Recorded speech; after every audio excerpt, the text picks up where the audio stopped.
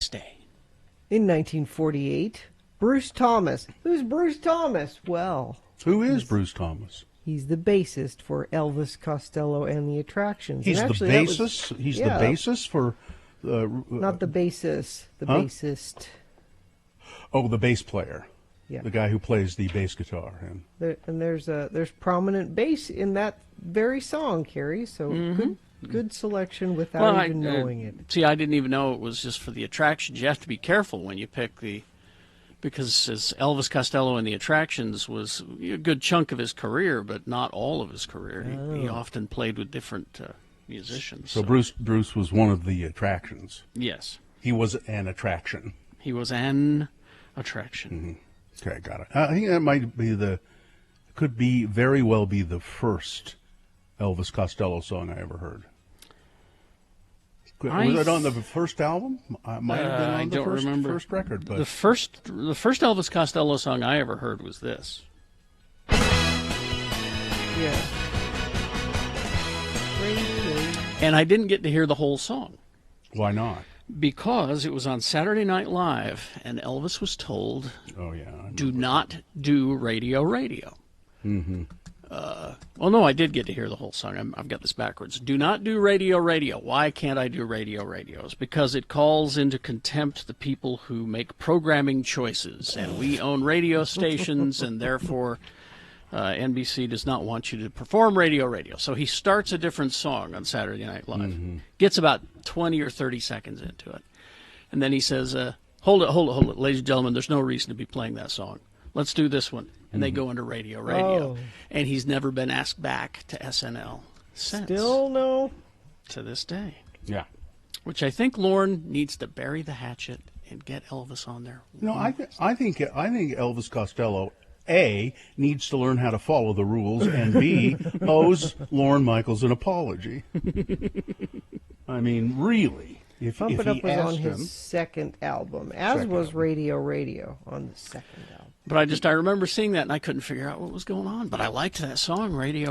I liked that. And then I found out what happened, and I went, oh, this guy's badass. Elvis Costello, who's that? What kind of a name is that? Well, his real name is, I believe, Declan McManus. Yes. McManus, is it? Yeah. Yes. Mm-hmm. Well, One of my favorites. I've seen him 3 times now perform, yeah. live? Live, yeah. Nice. He opened for the Police when they came here, and Sting came out and did Allison with him, which was interesting because you usually don't see someone from the headlining act come out during the opening act. Well, it's just kind of Sting. This is kind of a hobby with him. It's a He likes- hobby. It's a kind of a hobby. He likes to come out and. It was very exciting because I had no anticipation of seeing Sting that early in the evening, and he just walks out on stage. Well, hey, that's Sting. Wait I a didn't minute. expect him until later. Well, this makes my early. ticket price even better. It He's did. Yeah. I a bet nice you jumped fellow. up and down. Who were you I with, Gina? did. Who were you My with? husband. And you jumped up and down. Yes. Excellent. I regret not going to that show. I should have went to that show. Yes, you should have. I regret that you didn't go as well. It was great.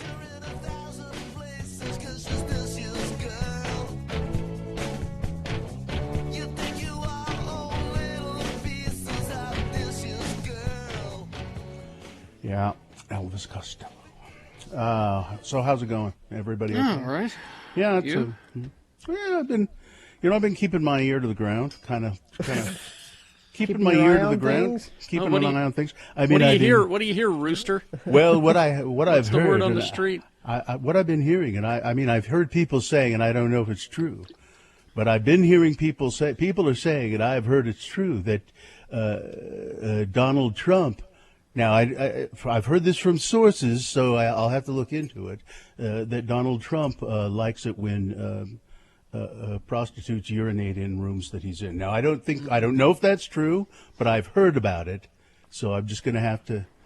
I don't Not understand excited about this book at all. I do not understand in the slightest how Donald Trump can say. Now, listen, I heard that Kamala Harris doesn't meet the requirements to be vice president or president because she may not have been born in this country. Now, I haven't looked into it, but I've heard people are saying this. There's an attorney who's said that, and apparently a very reputable attorney who has said it. I haven't, so I don't know. I don't know. I've just heard it. That's how he gets away with it. So why? So people, I don't know.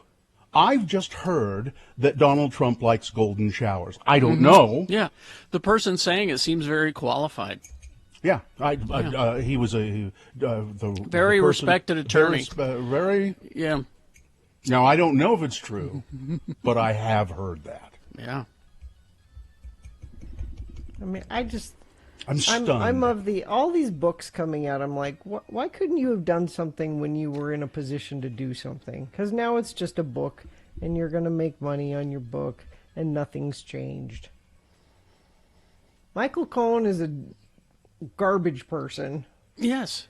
And in the introduction to his book, he admits that he is a garbage person. Mm-hmm. That's what's been released as the introduction to his book. And I'm a rat bastard. I'm a rat bastard, no doubt about it. Yep. No doubt about it. I'm a rat bastard, and I should have done this a long time ago, and I didn't. But it won't do anything. It won't affect any change there. I think more and more Donald Trump is standing more and more. Items of clothing drop away, and he becomes more and more naked. Look at it this way, Gina. Scrooge didn't change until the end of the film. That's true. But we look forward to the change. Trump's going to throw open the windows of the White House and then fall out. I was saying Cohen was probably Scrooge. But anyway. But we look forward to. How come there was never a sequel to Scrooge? We never found out the good deeds that he finally wound up doing. Oh yeah, okay. You do. You do find out the good deeds that he ended up doing. They do a whole recap right at the end of the movie. There was never he was a jolly old man, and he goes and he buys the goose, and he goes to Bob Cratchit's and said, "Could you forgive me? Sure. I'm so sorry."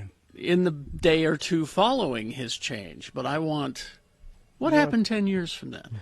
Did he stay with the effective change? Dickens says he lived out his days as a wonderful old guy. Okay, that's good to hear. He did. Okay. But Donald Trump will not do that. No, that's not going to happen. That he could will be not visited happen. by more than 3 ghosts. He could be visited by 80, and it would not make a difference. He will not end well, though. I promise you that. I hope you're right. I don't think not you can end promise well. that. He will not. He will not have a happy ending. I hope you're right. It is almost inevitable. This is how bad I want it to end for that entire family. I want them to change their last names because they don't want to be associated with. They already did. I mean, years ago it used to be Drumpf. But I mean, for this reason. For this reason, they changed it because of ethnicity. This reason, I want for the same that there are no Hitlers anymore. And I'm sorry to play the Hitler card, but I want all of the Trump family to start changing their names so that they're not associated. It'd be interesting to look at, and maybe I imagine this, but it would be interesting to look at a series of pictures of Donald Trump through the last few years. But I seem to see on his face this look of his confidence is going, and he looks. He has this beady-eyed, kind of trapped look. Well, he was so exhausted yesterday, and you could see it in his face. Yeah, I'm seeing that as well. That when a reporter. Somebody, after 3.5 GD years, finally asks him about all the lies he's told. And this is audio. You can find it out there. Finally asks him. Trump doesn't even fight back. Nope. He just goes, next question. Yeah. Yeah, why didn't he give him... See, what I wanted to know about that is if it had been a woman asking that question... He would have said something, Carrie. He would have said, "You're a nasty woman. That's a nasty question." But because it was a man asking the question, He just moves on. Well, he's just, I think one of these days we will see him right before our eyes transform into some sort of lower form of animal life. I thought you guys were just curious about seeing the different colors of orange he goes. Yeah, that happens too. Listen, I suppose I didn't mean to get this devolved into Trump It's talk. just like the Radio from Hell show to do that. It's exactly Yeah, what I expect from the Radio. But I just from this Hell. morning, I hadn't heard this Kamala Harris not qualified, this birther talk about Kamala Harris. But I got up this morning and heard that, and I just went, "Oh my God, really? No birther talk about Ted Cruz or John McCain. what do no we- birther And you- talk about and you them, could and easily- they were born outside yeah. of the country. You could easily have those conversations about Ted Cruz or John McCain. But listen, I hear that Ted Cruz's father was, Ted Cruz's father is one of the Cubans. And I don't even assassinated blame Kennedy. And I don't even blame the Republicans because it's just typical. I expect it from them. It's the so-called liberal media that I keep hearing. Liberal media keeps distorting things. No, they're reporting this. All right, they're reporting it as though it's a thing. That's the problem. Well, let's get the show going, shall we? Please. 877-602-9696. That's a number to call if you'd like to help us change the mood of the show right now. Please, for God's sake. Would you Pivot? please? Are we going to pivot? Yeah, we need a pivot point here. Please call. Tell us what's going on in your life, and tell us, bring us something good, if you would. Bring us something good, something happy, something nice. We need to change the tone of the show right this minute. Check in with the Radio from Hell show, 877-602-9696. Please call now. All right, 615 X96.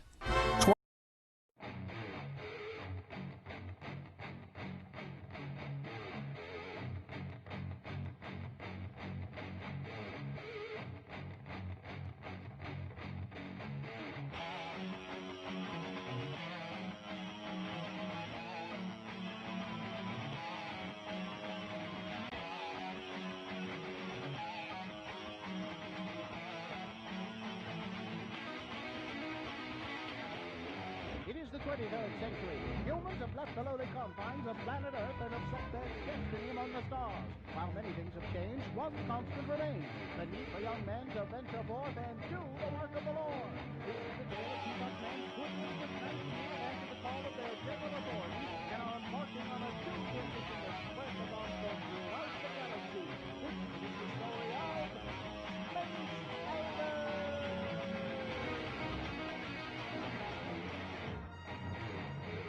In this episode, we find an old adversary of Butch and Lehigh planning their demise. So,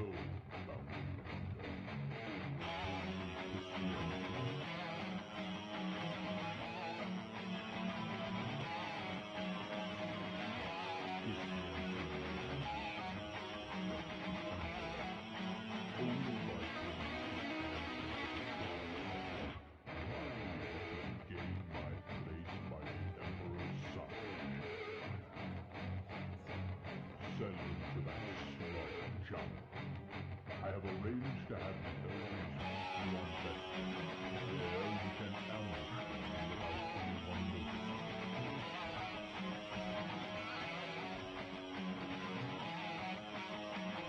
I prefer my enemies close. There is a carbonite facility on the Cloud Sea that would make transporting them simple.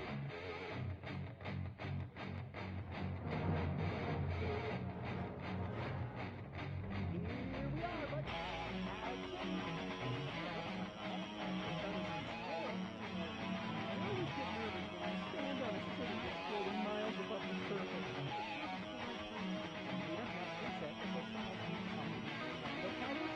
Search records on this Calrissian fellow show him to be a gambler, smuggler, womanizer, and a penny stock manipulator. Are you sure this is the guy? well, maybe he's ready to turn over a new leaf. Oh, I think that's him right there. Hi, and welcome to Cloud City. I'm Lando Calrissian. I run the mining operation here in Texas. Could I offer you a beverage, perhaps some malt? I love them all. Liquor? No, we don't. I know this is Nancy, and this is Elder Jimson. We represent the Church of Jesus Christ of Latter-day Saints. You know, some woman. Our zone leader said that Actually, no. We have some consequences. I've made a deal with the Empire. They'll leave me alone if I introduce you to this guy over here. Ellis, this is for the best. Just the answer intention there. Gotta go now. Got a city to run. Bye-bye. Well, Mr. Fatwazza? Well, hi, I'm...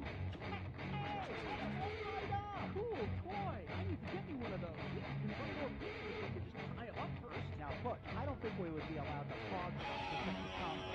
Excuse me, the gun's on now?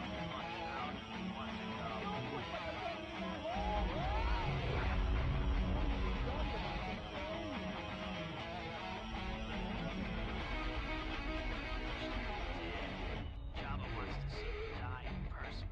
Your companion is frozen in carbonite. Now, if you would be so kind as to throw yourself down in there, we can be gone with this. You're going to take us both back to Jabba's palace? No, you have an appointment with Darth Vader. With the Darth? Oh, my. Get over here. Sorry about this, Butch, but I need you to do something for me. Oh, I guess you weighed more than I thought in this thing, Butch. I'm sorry, Mr. Fat.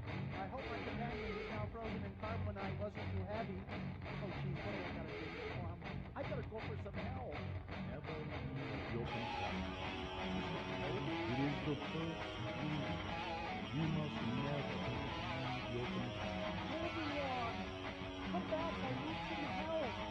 Well, I guess I can put you on my luggage rack like this. Come on, let's go! Will Butch be able to serve out the rest of his mission frozen in carbonite? Can Eli really find a big microwave to defrost him in? Will Darth Vader ever get his revenge and once again become the Emperor's favorite hot dog?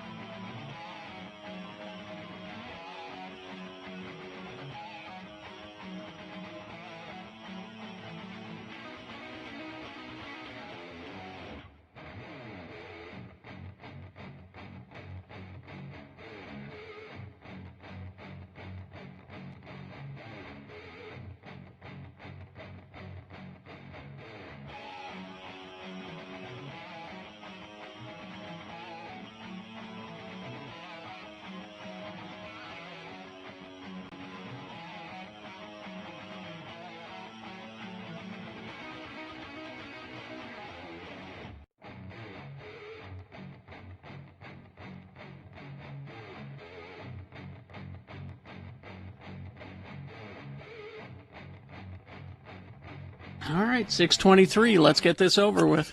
Well, I guess we don't have a sponsor for the opening of the show today, so No. so let me just say how much I enjoyed my bowl of Bob's Red Mill steel-cut oats with raisins and honey this morning. It was quite delicious. Bob's Red Mill steel-cut oats. And so we'll get the show underway, and then we'll take your check-ins if you've a mind to do it. No one's called 877-602-9696. I'm a little You asked disappointed. too much. Well, you I'm asked, a little disappointed. You asked for them to change the mood. That's a lot of. That's a big weight. But I've friends of the program. Well, hey, you got to carry that weight sometimes.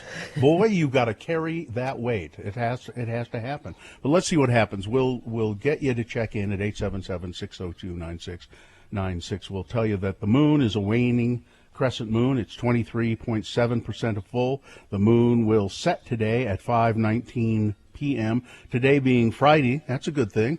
It's the, the 14th day of August in the year of our Lord Jesus Christ, 2020. This is the Radio from Hell show, starring the Lords of Morning Radio, Kerry Jackson, Bill Allred, and Gina Barberi. The executive producer of the Radio from Hell show is Katie for short. And in the producer's booth, we have Skip, I believe. I believe we also have Miriam helping out in the producer's booth. This is week number 19, or day 137 of broadcasting of the pandemic broadcast of Radio from Hell. We're broadcasting from our homes. You can see us at x96.com/live. It's National Creamsicle Day. Oh, nice. Now, I don't know. Good day for it. I don't know what is a creamsicle exactly. I think of a creamsicle as as being an orange. Well, but there are all kinds of creamsicles, aren't no, they? No, the traditional creamsicle is vanilla ice cream coated with the orange, right? Like popsicle-like stuff, but not quite popsicle stuff. It's like a coating a shell, a an orange shell. Is that right? Not a shell in the dessert sense, where you have chocolate shell, but it's like I said, it's like a combination of popsicle and that stuff that you're talking about, but it's thicker. It's about a half-inch thick around the vanilla ice cream. I remember enjoying creamsicles a great deal, but I haven't had one for so long that it's time, Bill. Get yourself a creamsicle. Well, is there a delivery? Anybody out novelties. there? Fill your freezer with ice cream novelties. Exactly. You can get anything delivered these days. Somebody out there, 877-602-9696. Somebody tell me where I can get a good creamsicle. So we were eating corn on the cob the other day that I got at a stand from it's Brigham City, Utah, corn on the cob. And my daughter said, she said, I like this corn on the cob. I mean, it's okay, but why do you like it so much? Because when it's fresh here, it's corn season. I'll eat it every day. So why do you like corn on the cob so much? What is it about it that you like so much, Dad? And I said, well, when I bite into a fresh ear of corn on the cob, to me it's like biting into a piece of sweet sunshine. It's like sunshine. It's sweet and it's like tasting a sunny day. Just a great flavor. I want corn right now.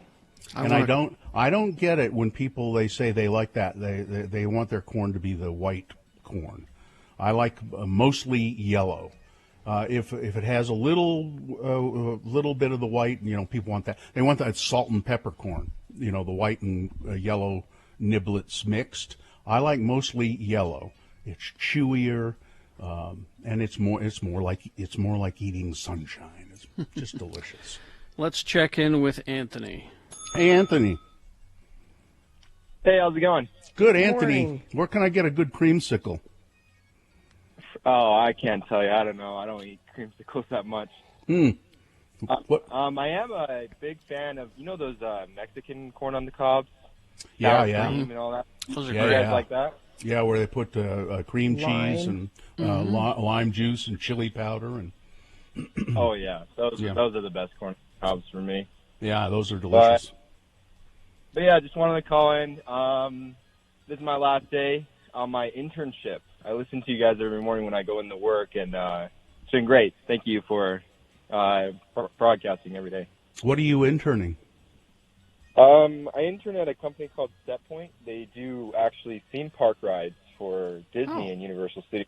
Yeah, I'm kind of a theme park nerd or whatever. Cool.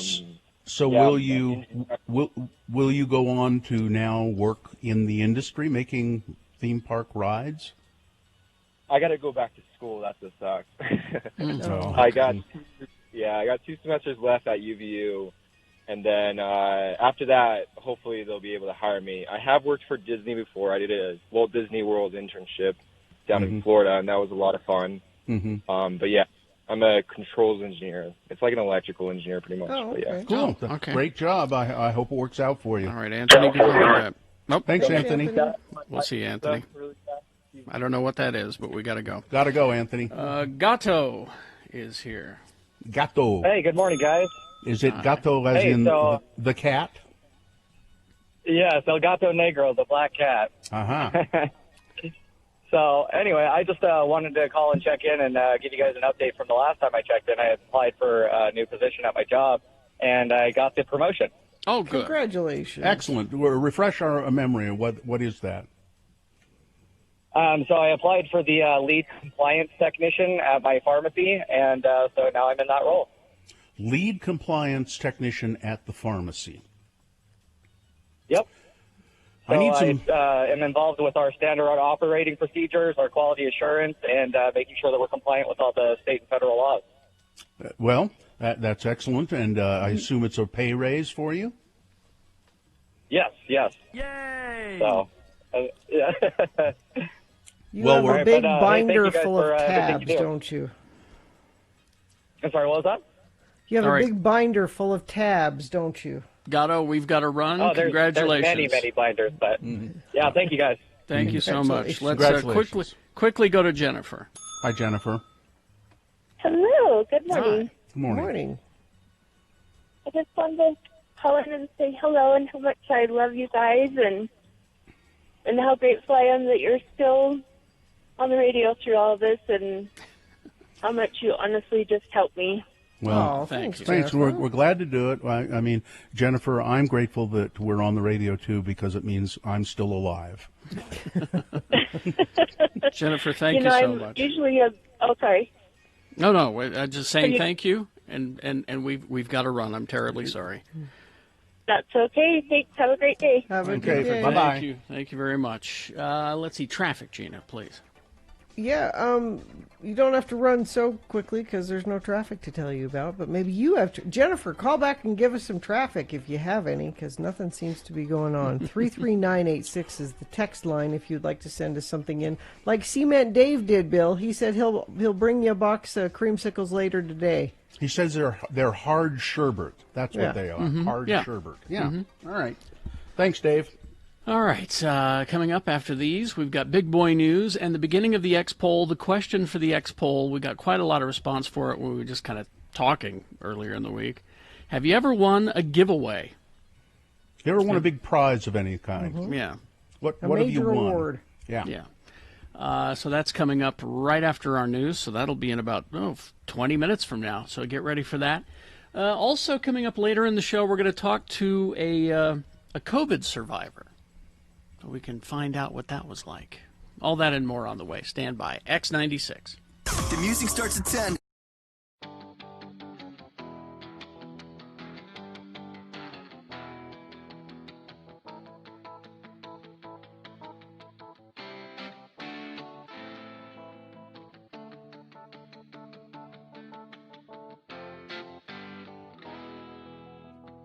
Now, I saw this story today, and The one I was going to mention. yeah, the headline is, creator of the Labradoodle calls it Frankenstein's monster.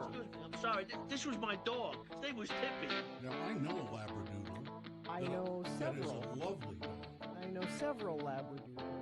Or golden doodles, that's another kind of doodle. But this Oh, is maybe he's a golden doodle. this is the Labradoodle specifically. I'll read you this.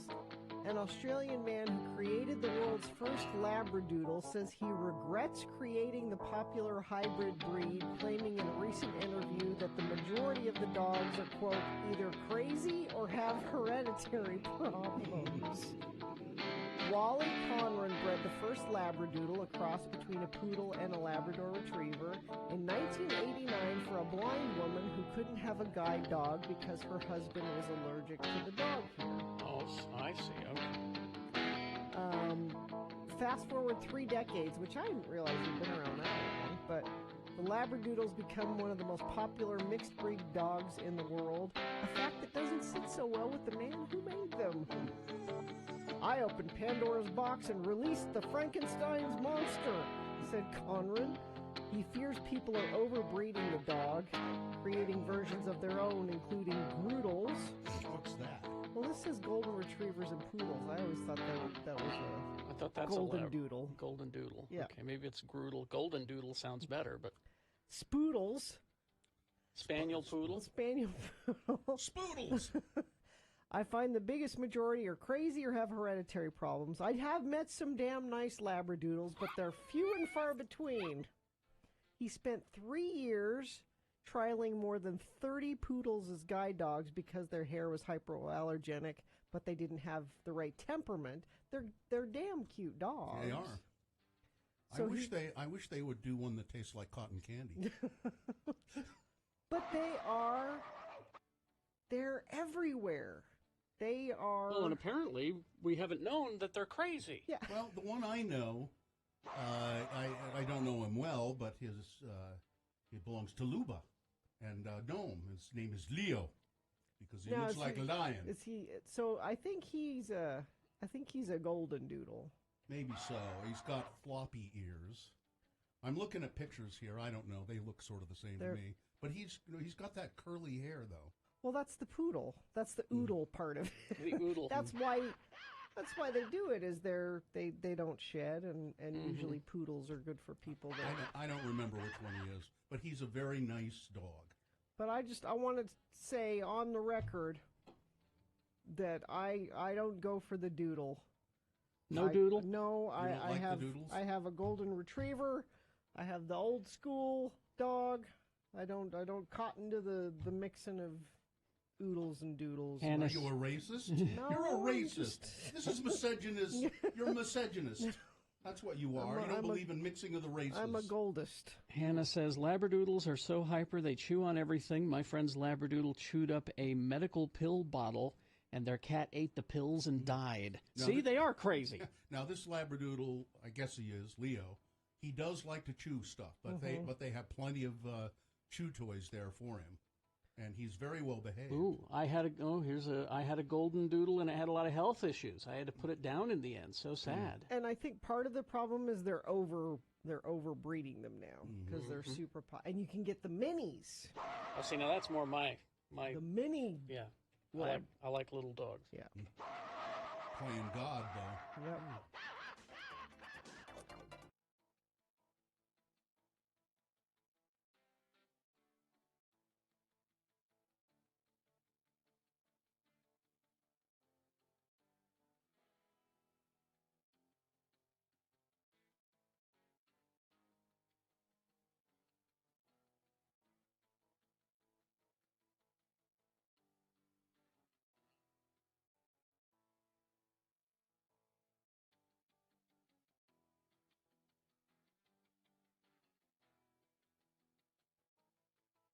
It's 6:37, and before we get to big boy news and the beginning of the X-Poll, just a quick correction. As I said earlier, that Elvis Costello was never asked back to Saturday Night Live. That is not true. And this was at the time I was working clubs at night on weekends, so I must have missed this because I would have loved it. Elvis Costello did come back to SNL in 1999. He reenacted the radio thing with the Beastie Boys. The Beastie Boys started playing Sabotage, and then he came on stage and interrupted them and said, "Let's do radio." Oh, cool. And then they all did it. So here's...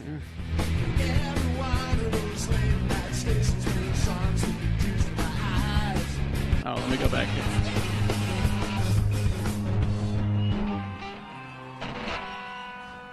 I'm sorry, ladies and gentlemen, but there's just really no reason to do this song here tonight. 1, 2, 3, 4. And so he does it with the Beastie Boys. Yeah, we did of that in course. 1999. So there we go. Okay. Big Boy News and Opinioendo Now, brought to you by... The Downtown Tuesday Market is open Tuesdays through September 29th, 4 p.m. until dusk at Pioneer Park. Shop for fresh local produce, handmade food products. For more information, visit slcfarmersmarket.org. David Blaine. There's been some controversy around him with women. So let's just put that right up front. Although he's not ever been charged with anything. So there's that. And I sort of will compartmentalize that because you like David Blaine. Because I've seen him do things where I go, my God, that's amazing. And he's been kind of out of the public eye, but he's about to do another stunt, which, I don't know, could be his last one. They always say that. Yeah, and I mean... And the things he does, many of them do put him at quite a bit of risk.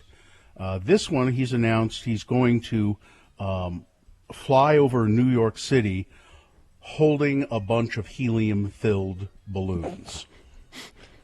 Isn't this Like win the Darwin Award every year, somebody doing? Like a bunch of, now they're pretty sturdy, but multicolored, like, Like Up? Yeah. Mm-hmm. like the movie Up. Basically, yeah.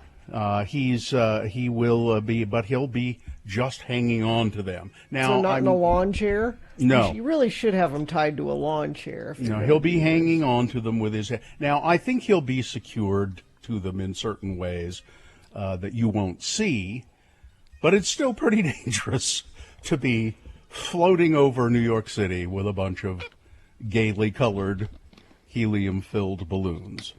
The illusionist will, he says it's going to be called Ascension, and he will bring wonder, hope, and untethered possibilities as he launches from New Jersey and journeys across New York. He says it is his most ambitious feat yet.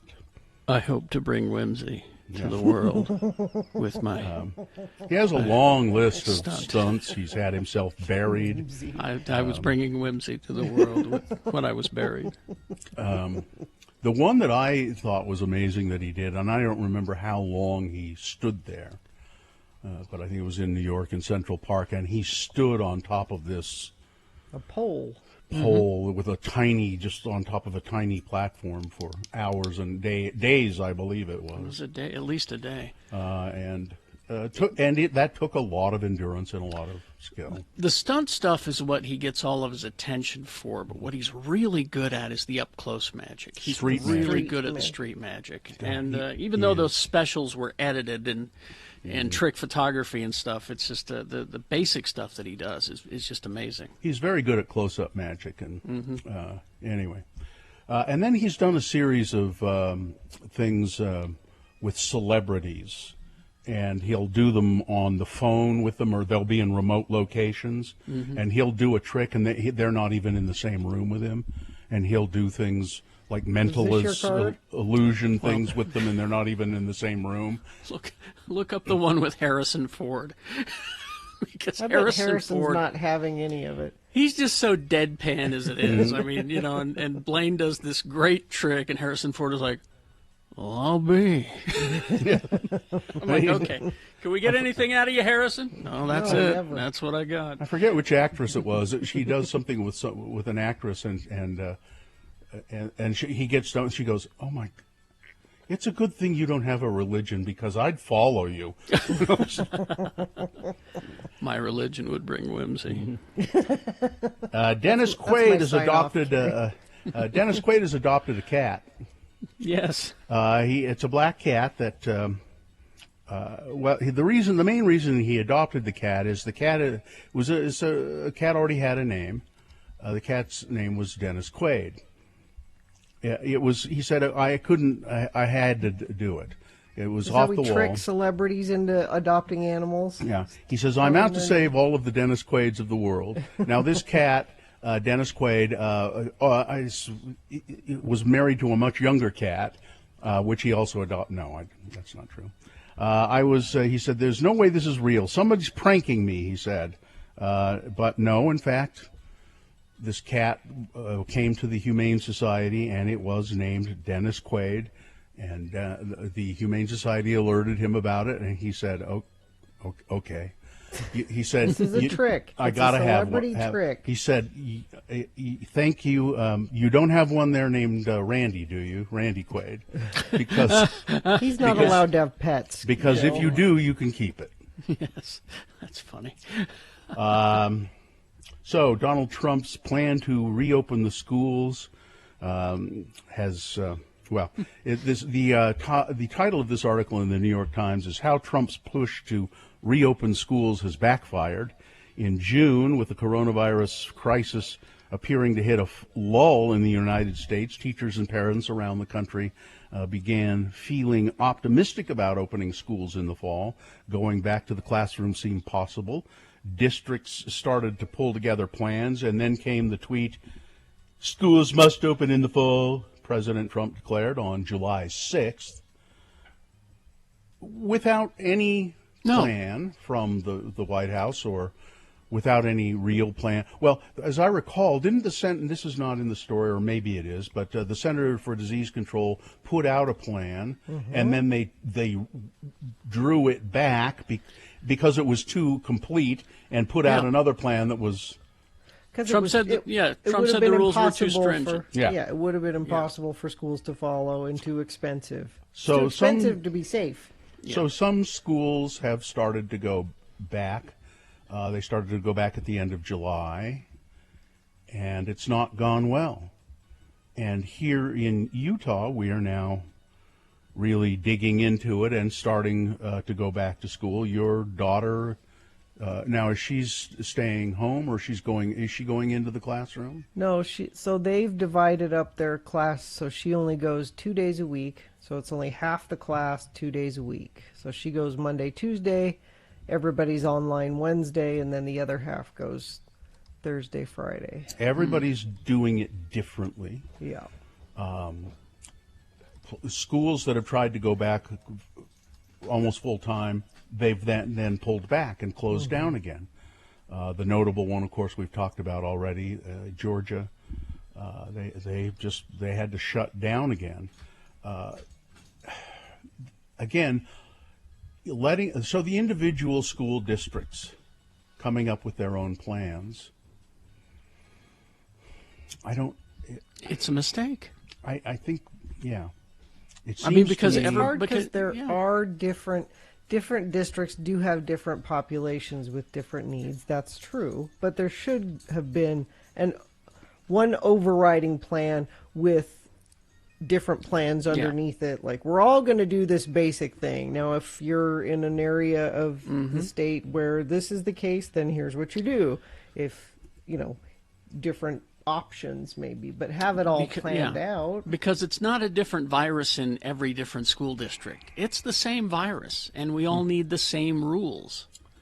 70% of the Granite School District and the teachers there are renewing their call for the district to rethink their reopening plan. School is supposed to start in the Granite District in 2 weeks. The Granite Education Association, which represents about 2,000 teachers and staff, said 70% of those 2,000 teachers and staff feel unsafe returning to school. Yeah. More than 1,400 educators responded to the association's survey, according to a release. Of those, 8% said they have no concerns with the current plan. 55% said no amount of personal protection equipment and cleaning will be enough without the ability to create adequate distance between people in the building. Those are big schools with big classes, and our friend Cindy Mitchell, impossible. Our friend Cindy Mitchell, librarian at a middle school, sent me a picture. I should get her permission and show you the picture. She sent me of her wearing the protective device that the school gave her to wear in the library. She looks like she's about to go into battle. Wow. Is it a shield, a face Yeah, shield? it's a and everything? shield with it's like a helmet practically with a shield down the front of it. What a world! I mean, what a world! Governor Herbert said he remains cautiously optimistic that Utah has turned a corner on the COVID-19 pandemic. Cases continue to decline. Of course, testing has also dropped, but Utah's Department of Health said overall that could be a sign of a decline of the virus. They're saying, well, the reason testing has dropped is that fewer people with symptoms are showing up to have tests. But see, that's the opposite from what we hear when we talk to people, where they go in and they say, I've got 2 symptoms, and they say you need 3 before we'll test you. On Thursday, the state reported 334 new cases and 2 new deaths. Herbert. Our best information seems to be that there is less prevalence of the disease in the state than there was before, said Nate Checketts, the Utah Department of Health's deputy director. I have noticed more people wearing masks. That could be affecting some change there. Now hopefully. Could be. The state is bracing for a possible surge with in-person classes resuming. On Thursday, school began in Washington County School District. Herbert defended his decision to resume classes statewide. Yeah, I'm cautiously optimistic that we're in a good place to start this. I think do it in a safe way for our students and teachers, minimize the risk. I like the trends we see. I think we're in a good place, he said. So Donald Trump encouraging racist conspiracy theories about Kamala Harris and her ability to be vice president. He has suggested that she's not qualified because of her racial background. And is she really a citizen? She was born in Oakland. Trump, speaking to reporters on Thursday, nevertheless pushed the attack on his opponent. I heard it today that she doesn't meet the requirements. Now, I have no idea. That's right. I would have thought, I would have assumed that, the Democrats would have checked that out before she gets chosen to run for vice president. But I've heard that there's a lawyer, this is a very qualified lawyer. I don't know who he is, but I've heard that she may not be actually a citizen that's qualified. Is this a concern you had when you tapped Pence? I don't. Were you worried that maybe no, he's a white American male, so no. There are white people that are born in other countries. It could be that... You report the things that you are nasty woman and fake news. So no, I wasn't concerned. And see, all he has to do is he knows it's BS, but all he has to do is just float it out there a couple of times, and then there's thousands of people who will go, I'm not, she's you, and I'm not going to, that's all it takes.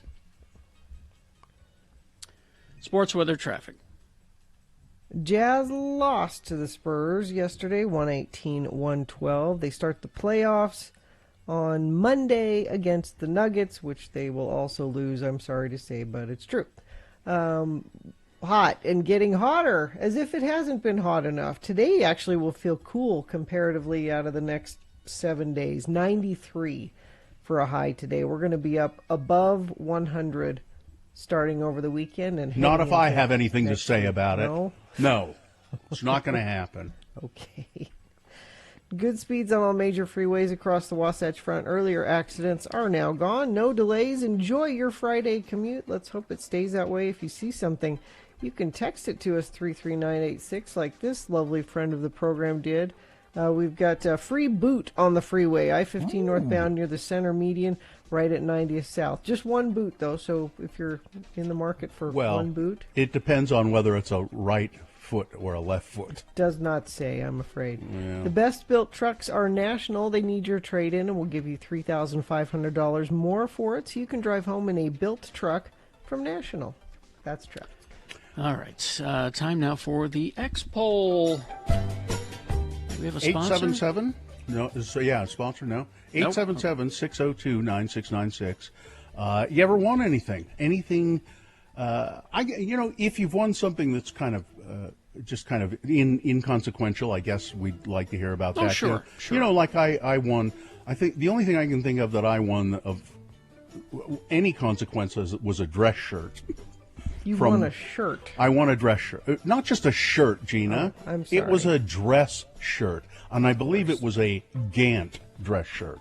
Wow. High quality from the Bailiwick at ZCMI. But have you ever won anything of great significance, worth a lot of money, or have you won anything at all? 877-602-9696. That's the number to participate in the X poll. My ex-wife has a close friend who won at a slot machine in Las Vegas something like, I don't remember, I think it was $500,000. I mean, it was so much money that she was able to, put her kids through college and take a Disney cruise every year, and it was just. I think they're still They've using been that smart money. with it. Yeah, Mhm. yeah. They banked it, and so. Speaking of winning, apparently the Jazz won, Gina. They did? Yeah, that's what everyone is saying. Yeah, that's what I thought. That's what I heard Oh, they too. did win. Yeah. Well, So you said 118 to 112. you said they lost, and then they're going to lose again. Well, they will lose to the Nuggets, but they beat the Spurs 118-112. I'm Okay. sorry. And the Spurs are out.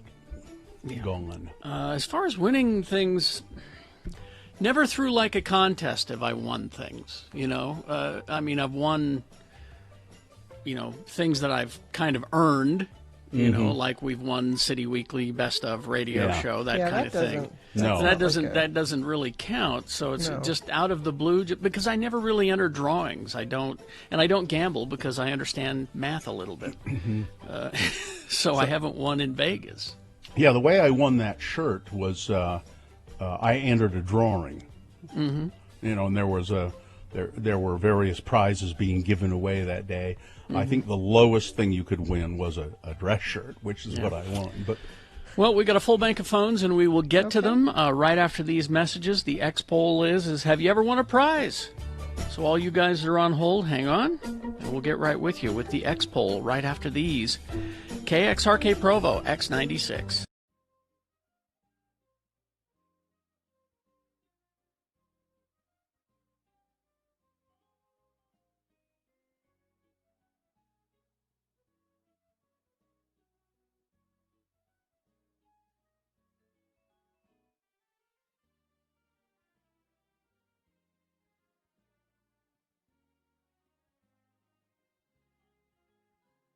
I find this on my desk when I come in this morning. This leaves a bad taste in my mouth. Well, it says it's a postcard. Greetings from fabulous Moab, Utah. Fabulous. And it's a postcard from the Poison Spider bicycle shop. It's a well-known bicycle shop down in Moab. It's got a giant, horrific spider on it chasing a bicyclist through the red rocks of Moab. Looks like one of those old movie posters. Yeah. And then on the back it says Carrie and Bill, and it's written by someone who assigns themselves very disappointed fan. Very Disappointed enough to send a postcard. Wow. Somebody who looks like they might have been drunk because it's barely decipherable. Scribbled. Carrie and Bill, although you are entertaining, why do you disrespect and bully Gina Barberi on your show? She is the voice of reason. Voice of reason? Did you hear that? You're now the voice of reason. It's my dad's thing. Intelligent and kind. I guess this is kindness. Kindness. It's. I like it when drunk people stick up for me. Yay. You both behave like Jackanapes. Jackanapes, please. misogynistic. Oh, misogynists. Gina should be something. Do you want me to try treated much better as a professional. Thank you. drunk friend of the program. Very disappointed fan. See if that doesn't look like a drunk person wrote it. Or no, you know what? I just changed my mind. It was written by an ancient person, an ancient human being. It's a former Tom Barberi fan who now like Sheena. I am not a crackpot. Oh, I appreciate that. This took effort. Yeah. They had to very old purchase a postcard, buy a stamp. It's a retiree in Moab. Anyone can send an angry email. That takes no effort at all. An angry postcard. This took. It's by someone who doesn't know what email is. They're so old they don't know what email is. I appreciate it. I think you should. It's your old fan in Moab. In Moab, I'll take it. Signed old timer in Moab. Well, you should take it. It's great. Can I keep that? I want to keep that. Yeah. It's Gina's fan mail. Okay. What? She gets it from prison and prison I'll mail. take the fans I can get. And You go to a show with the fans that you have, Ben not Marsh. the fans that you want. Ben Marsh and the old timer in Moab. I got me a free postcard out of the Poison Spider Bicycle Shop, and I'm sending this to those misogynistas.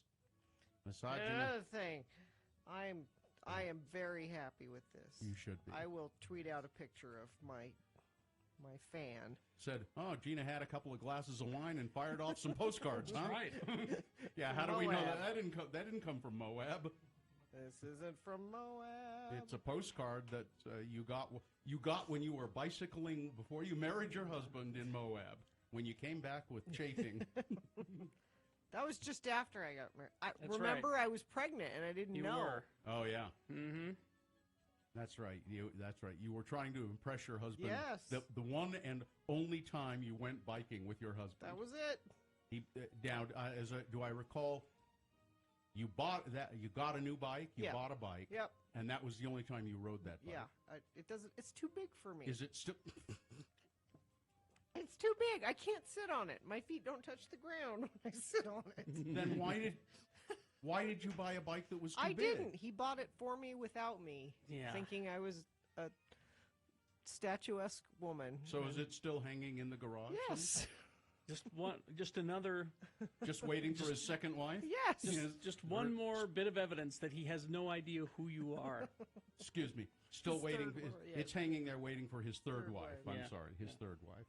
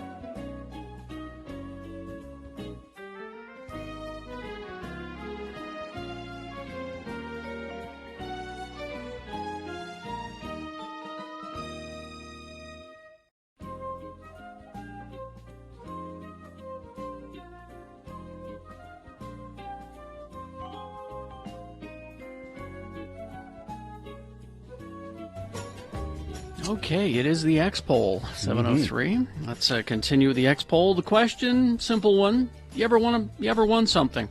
Call us, 877-602-9696. Now, if you've been trying to get through, the lines are full, but we'll free them up right now, 877-602-9696. You ever won anything of any significance at all? Let's go to the phones. Well, let's go to Stephanie. Hi, Stephanie. It's actually Bethany with a B. Oh, Bethany. Okay. Hi, Bethany. All right. Hey. What'd you win? I won from you guys both a trip to Japan and an all-inclusive trip to Vegas. When did we give away a trip to Japan? Wow. Like 12 or 13 years ago. Well, that was nice of us. Did you have a good time? It was. It was right when the bird flu hit, so we couldn't go. Oh. So do we owe you a trip? Is that what this call is No, about, I think Bethany? she owes us a trip. She didn't take it. You know what? I will take a trip to downtown Salt Lake. It was just at this point in time, it would be the same. Yeah, and then what was the other trip, did you say? All expenses, all included, to Las Vegas. And how was that? It was amazing. Oh, good. Well, good. I'm glad you enjoyed it. All right, Bethany, Well, thank you very Bethany. much. Thank you. Thank you. All right, Yeah, so now we just give away tote bags. Yeah. Remember when we used to do things? Yeah. We lost Andrew, so that means we go to Allison next, correct? Is that Hi, right? Allison. Allison, hi. Hi, it's good friend of the program, Allison Sabo. Hello. Hi there. Hello. So when you say winning something of significance, I'd like to preface that with, I was like 11 or 12 when I won this, so it was of great significance at the time. I was good. listening to Kissin' 97, and I called in, and I was the 7th caller or whatever. Kissin' 97. And I won.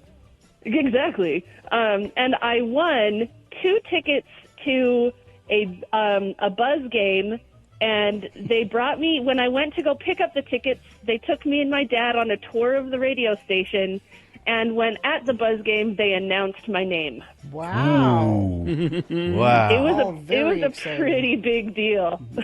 Were you listening to Fisher and Todd in the morning? I have no idea.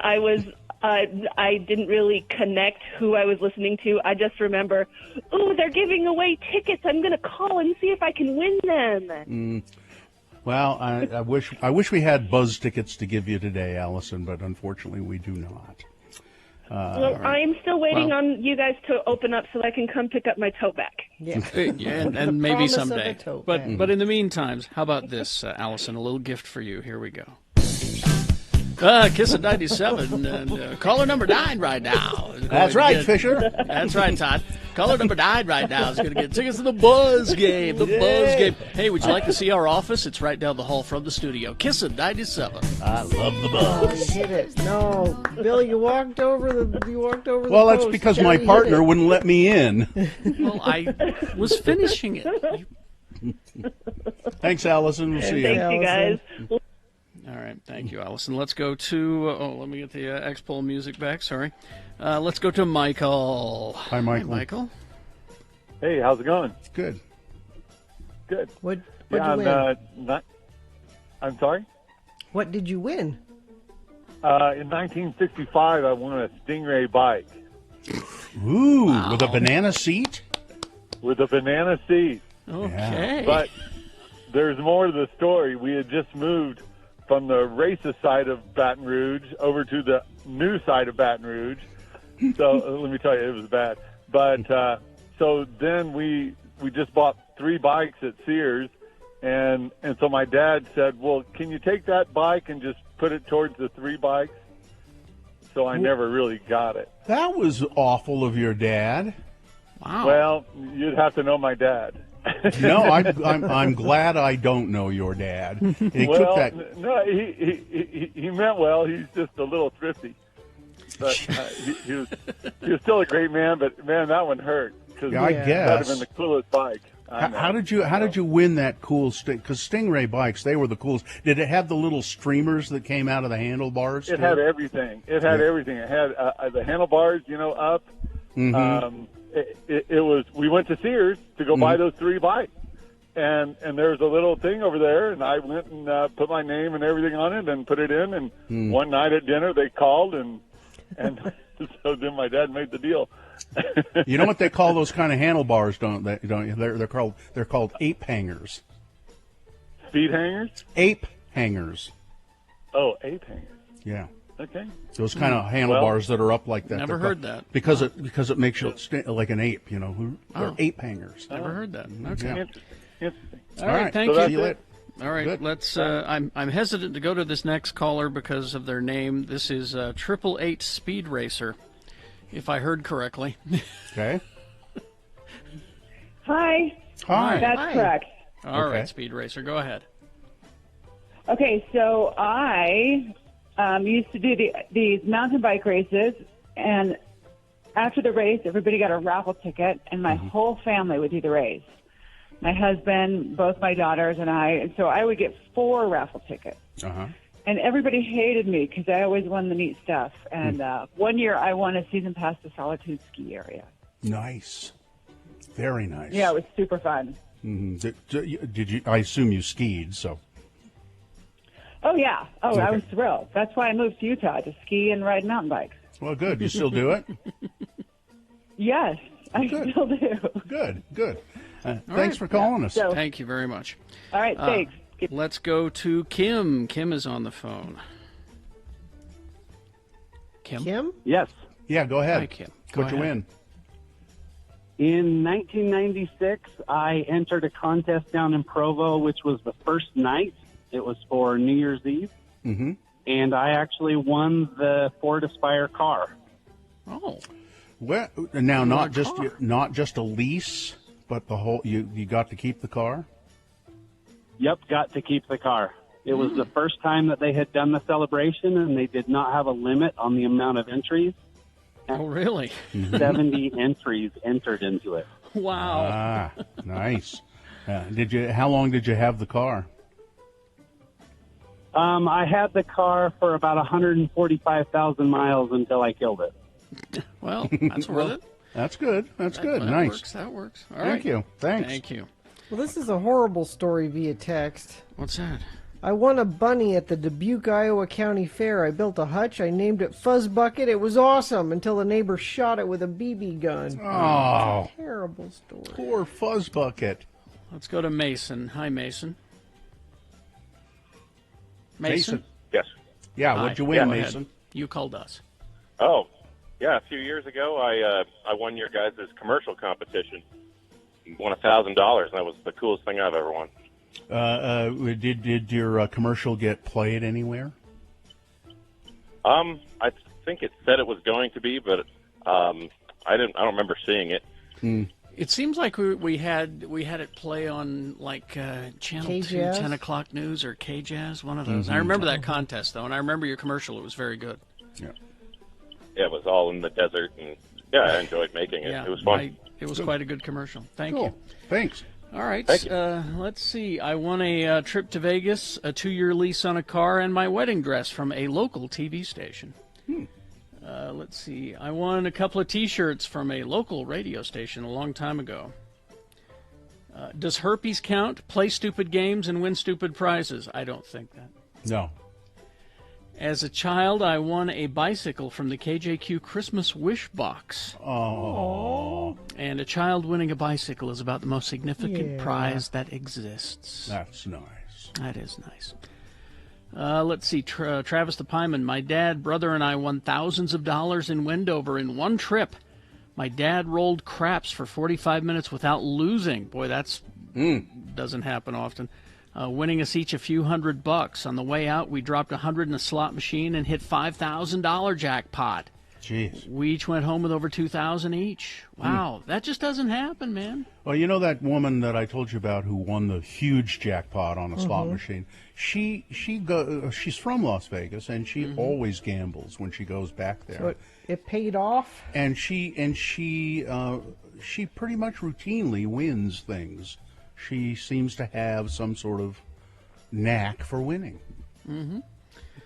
Let's see. I won a Keurig used it for one season and now it's collecting dust. Yes.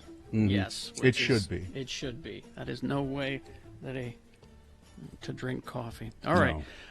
Thank you very much. That is your X-Poll. Traffic, Gina, please. Good speeds on all the major freeways across the Wasatch Front. Earlier accidents now gone, no delays. Seem to be enjoying your Friday commute. I hope that continues. If it doesn't continue, you can tell me about it. Text it to me, 33986. All right. Round one coming up. Yep, here are the titles for your boner candidates. Number 1, everything is under control. Number 2, I was giving the boy a toe. And number 3, this is the last time we let Uncle Angus bring music to the reunion. Round one of your boners, big boy news. All coming up after these. Stand by. And now a message from the state of Utah COVID Task Force. If you have symptoms, cough, fever, shortness of breath, you should be tested. While you wait on your test results, you will be asked to isolate yourself at home away from other people. If you test positive for COVID-19 and don't need hospitalization, you'll be asked to stay home and isolate yourself. Use your own bedroom and bathroom. Stay away from others in the house until you're fever-free and at least 10 days after you started to feel sick. Use your own bedroom again, your own bathroom if possible. Meals, just have them, open the door quickly and shove some food in there and close the door. A quarantine is if you have had close contact with someone who had a positive test, you should stay home as well. There are some new videos and other resources explaining these public health directions. Go to coronavirus.utah.gov for more. During these bizarre...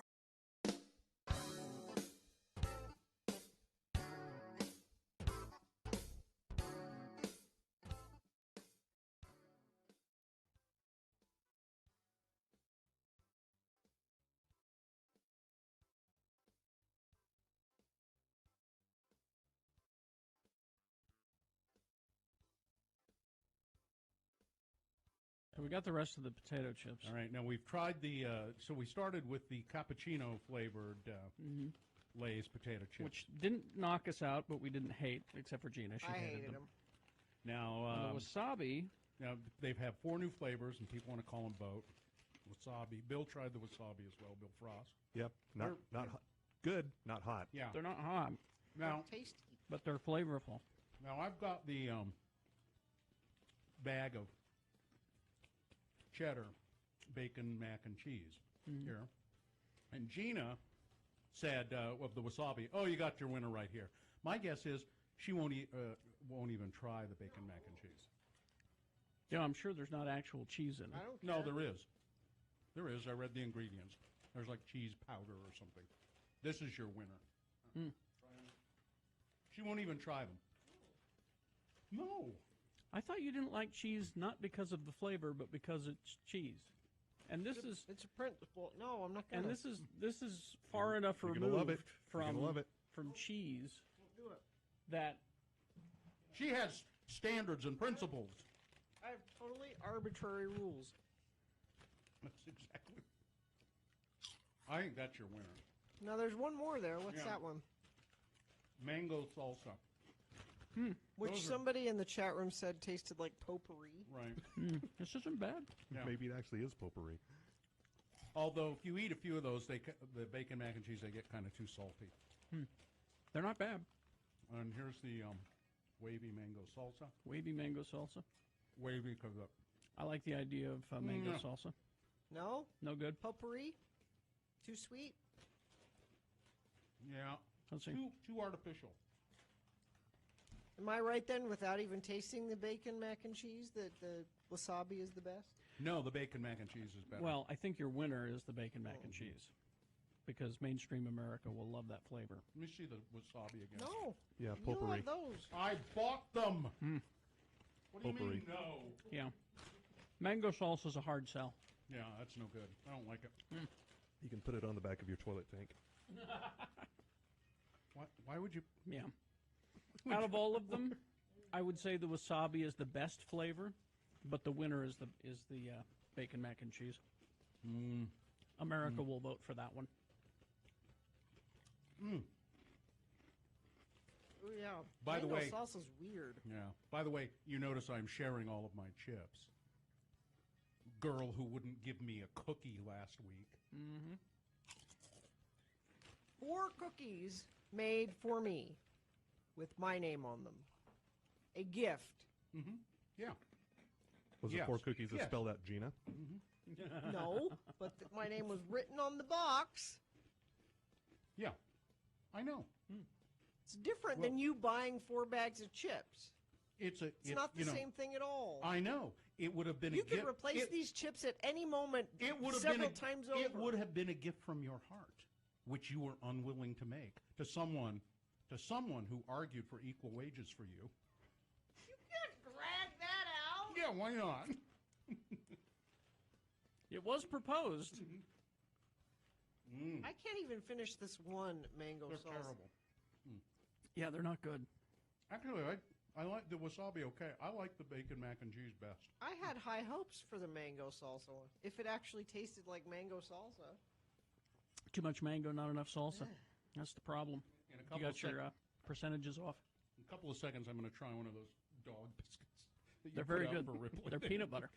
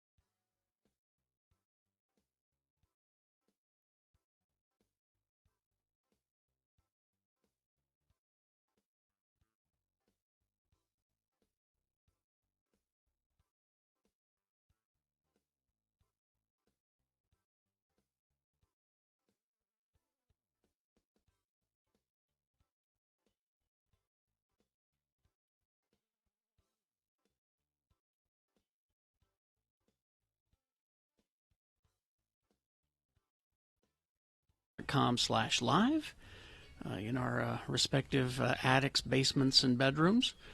Katie back in the studio at X96 in Salt Lake, coordinating all of this, making it happen, pushing the buttons and doing the levers and the thing and the deal. With the hoo-ha and the whatchamacallit. And if you look behind me, I promised you a different poster every day for as long as I can. I'm running low, I won't lie. This is a Star Trek Beyond poster. Different one every day. I'm going to try. I think I may have only one more week's left of posters that you haven't seen yet. I'm running low. Anyway, it's time for round one of your boners. Here we go. 3 news stories. These are examples of bad, stupid, or funny human behavior. And you will decide with your vote of these 3 candidates which one is the worst, which one deserves to go forward to boner fight and possibly become boner of the day. If it wins here, it secures a spot in Boner Dome. That is certain. It is not boner of the day yet. Round 2 comes up at 8:20. 3 more, 3 different candidates. We get a winner there as well. We take them both and we put them into Boner Dome at 9:20 this morning. That's when you will decide between those 2 candidates which is boner of the day. And after that, boner of the week is decided not by you, but by Dave the Flower Guy. All right, it's round 1 of your boners. Here we go. 3 news stories. These are examples of bad, stupid, or funny human behavior. Pick 1, 2, or 3. 2 candidates now, a third after the news. Once you've heard all 3, then you will vote. And one of you lucky random boner voters will receive. Not a trip to Japan. No. No. But We promise you not a trip to Japan. But it's a Radio from Hell boner T-shirt, and that's something, isn't Well, it? that's what people say when they get their boner T-shirts is, well, this ain't no trip to Japan. All right, here's boner candidate number 1. Everything is under control. As the United States struggles to control the COVID-19 pandemic, people across the country are using Twitter to announce the arrival of their virus test results. The point of these tweets is not just to broadcast the result itself, but to point out the absurdity of receiving a result so stale that it is almost completely useless from a public health standpoint. Social media posts from July and August make clear a frustrating reality. Some Americans are getting their results in mere hours, while others are waiting days, weeks. To illustrate the problem, Time magazine set out to create a map showing average test result wait times across the country. What they found instead was that wait times are not just a product of geography, but also of a messy, disparate system of labs and agencies, all grappling with supply shortages, logistical challenges, and a lack of federal guidance. The chaos is all but impossible to neatly map and track, but what they learned along the way sheds light on a fundamentally broken system that's hampering the country's ability to effectively respond to the pandemic. No, everything's under control. Everything's under control. No. Boner candidate number 1. Boner candidate number 2. I mean, it's almost so obvious it shouldn't be a boner candidate, but it is. And it's just so Time magazine, they really did. They said let's just see if we can find out where this is breaking down. And there are so many places that it's breaking down. They said we can't find where it's breaking down. We can't pinpoint it because it's too much of a mess. Everything's under control. No, it's not. Here's boner candidate number 2. I was giving the boy a tow. It probably seemed like a brilliant idea at the time. Nicole Paris's son and a friend had gone for a long bicycle ride, and then they got tired on the trip home, because like kids, they kind of bit off more than they could chew on their bicycle ride. So the boy called his mother and said, "Can you come and get us?" But when Ms. Paris reached the children, she realized that her car was not big enough for the kids and their bicycles. So they say she came up with a brilliant idea to put a towel in the car's rear hatch, which then would serve as a tow line for her children to hold on to while sitting on their bikes. I don't know why this is a boner candidate, Bill. This is a genius idea. Well, I'll tell you why. As described in the criminal complaint against Ms. Paris, her invention failed miserably when her son lost his grip on the towel and fell off of his bicycle. The boy's friend then proceeded to run over his pal with his bicycle. No. The complaint doesn't reveal the ages of the boys or whether either suffered serious injuries. During a police investigation of the incident, Miss Paris's son said he wanted his mother charged and he'd testify in court against her. How old is he? They didn't say. Ms. Paris was charged with 2 misdemeanor counts of endangering the welfare of children and charged with allowing minors to hang on to a moving vehicle. Boner candidate number 2. I was giving the boys a tow.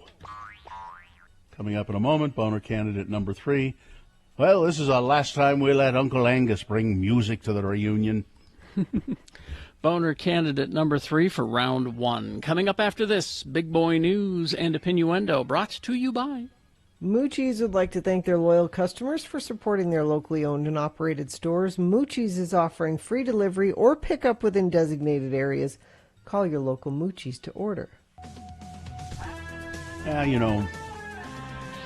Kelly Ripa and her former stripper husband, Mark Consuelos, have relished their time at home, they say, with their 3 kids. I'm glad to hear that. Michael and Lola and Joaquin. But they also say they look forward to it being just the 2 of them when their youngest child heads off to college next year. We had our kids so young. We'd only been married for 1 year when we had Michael, so we've had kids pretty much our entire marriage, Kelly tells People magazine in the cover story of this week's family issue. So when it comes to an empty nest, we're just looking forward to being empty nesters, honestly. Mark heard from a famous friend of theirs about the glories of life as empty nesters. Rob Lowe, their buddy, Rob Lowe, says that once your kids leave, you pretty much never put clothes on ever again. You're just naked all the time. And so there's that. And so they're looking forward to being naked all the time. So when you're Kelly Ripa and Mark Consuelos and Rob Lowe and whoever Rob Lowe's married to, you should be naked all the time, probably. You can be naked all the time in your house. That's fine. Bill, when your kids move out, are you going to when you're be Bill naked all the time? Allred and your kids move out? No. No. Not naked all the time. Bill Allred is not going to be. Now, when my kids move out and if my wife leaves me, maybe then I'll be all alone. Now that I think about it, no. It'll be all lava all maybe the time. No. No? So maybe if the kids move out and my wife leaves me and all of the mirrors in the house break, then maybe. Let's see. So there was a football game last night here in Utah. Got national coverage. It was the first football game in the country. That's why. Fans wore masks. Players drank from their own water bottles instead of sharing, which they should be doing anyway, at what was said to be the first high school football game in the United States since the start of the coronavirus pandemic. This is from CBS News. The stands were sold out at 25% capacity at Harriman High School as the Mustangs took on the Davis High School Darts. The game was believed to be the first high school matchup on the gridiron as schools across the country debate whether to play this fall amid the pandemic. The home team's marching band was not present, though both schools did bring cheerleaders to the game. They wore masks before kickoff, but like the players, the cheerleaders did not wear masks during the game. Tickets were sold online and scanned as fans entered the stadium. So the school, and this is okay, this is a smart idea. The tickets were all scanned so that the schools can contact trace everybody who was there if necessary. Fans were asked to keep their masks on for the entire game. They had assigned seats and they were socially distanced. Football is football, so I'm excited for whatever happens, said Tice Stilson, who has a brother on Davis's team. I think it's great. It gives the boys something to do. You could have had them do chores. Football is great. Davis beat Harriman 24-20. Apparently it was an exciting game. People were... I meant to watch it, and then I got sidetracked watching Umbrella Academy instead. Now, that wasn't supposed to be the first game of the season. Weber and Bingham were supposed to be the first game of the season, but they had to cancel when 3 players tested positive for COVID. Oops. So they are testing the kids. And I assume that these people were all tested. I would assume so. I wouldn't. So we'll see how it goes. A website attempting to draft John Huntsman Jr. as a write-in candidate for governor and recent 6-figure donations to his campaign are stoking supporters' hopes that John Huntsman Jr. is not giving up after his primary election defeat. Huntsman so far hasn't directly confirmed that he's considering a last-ditch attempt at becoming the state's governor. And last month he said, we won't be pursuing any efforts for a write-in campaign. Because write-in campaigns never work. But maybe that's happening around him without his... I think this is a great idea. I think that they should go with the write-in Huntsman. Do it. Write him in. I would rather he take Mike Lee's seat when that comes available. Why don't you just do that? No, so he should he should do a write-in campaign for governor. He should win and then quit when and take Mike Lee's. And I was going to say to you, Gino, let's do both. Do a write-in campaign for governor. Sure. That will be unsuccessful, and then he can run for Mike Lee's place. In a controversial move, Joe Biden has called for a mandate that would make every state in the union, all 50 states, we should have to wear masks. In a controversial, why is that controversial? Because That's common sense. Because nobody in any position of authority has done it. That's why it's controversial. Exactly. Donald Trump admits he's blocking money to the Postal Service so that we can't have a good mail-in voting. Jeez. And Michael Cohen says, "Yep, I got a book coming out, and Donald Trump did participate in the golden showers thing that was alleged. I was there. I know it happened." No, he was talking about something different. He was talking about a club he went to. This is not the Russian thing. Yeah, apparently there's a couple of incidents. Different thing. Yeah. There are different things. Yeah, but he said his boss. He says, "I know about the a club, golden showers at a sex club in Vegas." Yeah, that's. And he said that he also knows that he confirms that Trump colluded with Russia to help win the 2016 election. Mm-hmm. And he says, "I've got all of the details in the book coming out soon." And then just finally, this quickly, Oakland, California residents. They have a park there that they really love, and they haven't been able to go to the park because there's an aggressive turkey there. And this turkey is, every time people try to go to the park, this wild turkey that has been a long time resident of the park has become aggressive. And every time people try to go to the park, the turkey chases them off. And so they're going to have to hunt the turkey down and either trap it or kill it so people can start going back to the park in Oakland, California. The turkey's got a name, too. What? His name is Gerald. Gerald is a jerk. Gerald. They said, we've got to catch Gerald. And it's part of the problem is it's mating season. And Gerald doesn't have a mate. Well, get Gerald so he's angry. Friend. Isn't there a turkey Tinder or something? Turkey Tinder. Swipe right for turkeys in your area. You would think. But, so right. good luck. Carrie, I'm sorry. It's turkey dinner, not Tinder. No, no. All right. The joke was fine. You could have left it alone. Weather, traffic. Oh, it's hot. But today, actually, out of the next 7 days, today will be the least hot. Let's look for a positive there. 93 for a high today, but we will be up over 100 by the beginning of the week. There is a heat advisory for large portions of the state, and that's no fun for anybody. What does that mean exactly? There's a heat advisory. I'm advising you, it's going to be hot. Well, they do that when, like, if you're going to plan on exercising outdoors or something, and maybe you decide against it because of that. You shouldn't decide against driving to work this morning because you will have smooth sailing if you're doing that. I'm looking at the UDOT website. I see green cameras all up and down the Wasatch Front, and nobody has texted in any traffic recently. So that's good news. If you do see something, you can get it to us via text at 33986. Drive better, drive the speed limit, 0 fatalities. All right. Here's boner candidate number 3. Now, this is the last time we let Uncle Angus bring music to the reunion.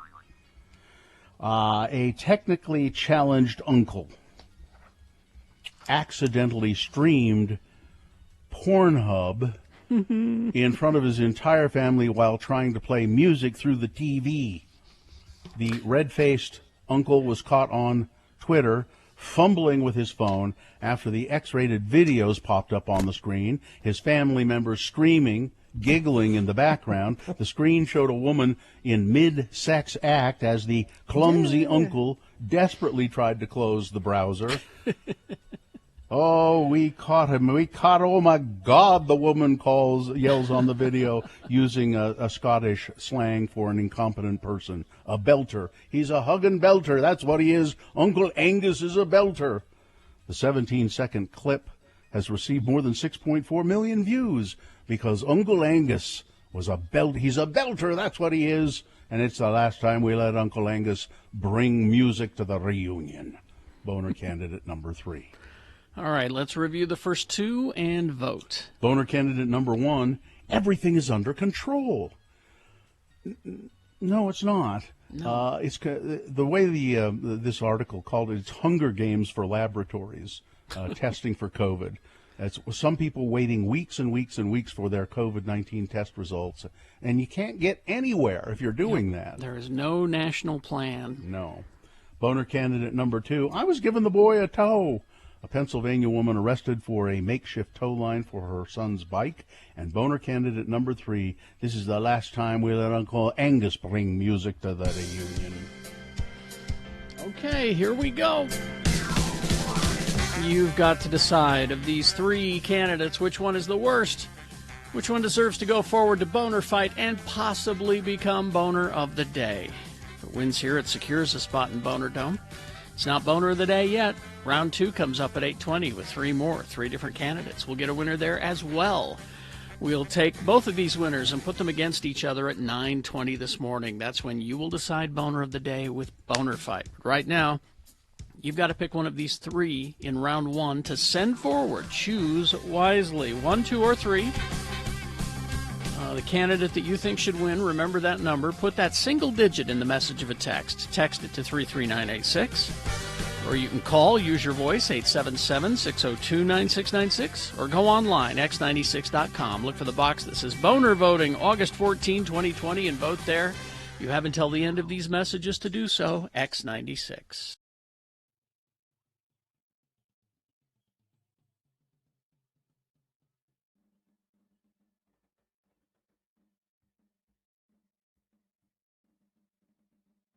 Enjoying a delicious piece of German chocolate cake pie. Exactly. That's kind of weird, Travis. Is Travis the pieman here? Hi, everybody. German chocolate cake pie. Exactly. We have an official pieman for the Radio from Hill show. Gina, by the way, I brought you your pie. Oh! It's a pie in a box. It's the McDonald's. It's the pie that she will eat. We know she'll eat that. You're missing out. It's the one thing I have in common with Donald Trump. You're missing out. This is delicious. It's delicious. It really is, Travis. And also, Gina, since I couldn't get you pie, I got you something else. What? Well, you got me pie right there. See, Travis has got an... Did he? Yeah. Travis has been making stickers. Remain Seated podcast stickers? Uh-huh.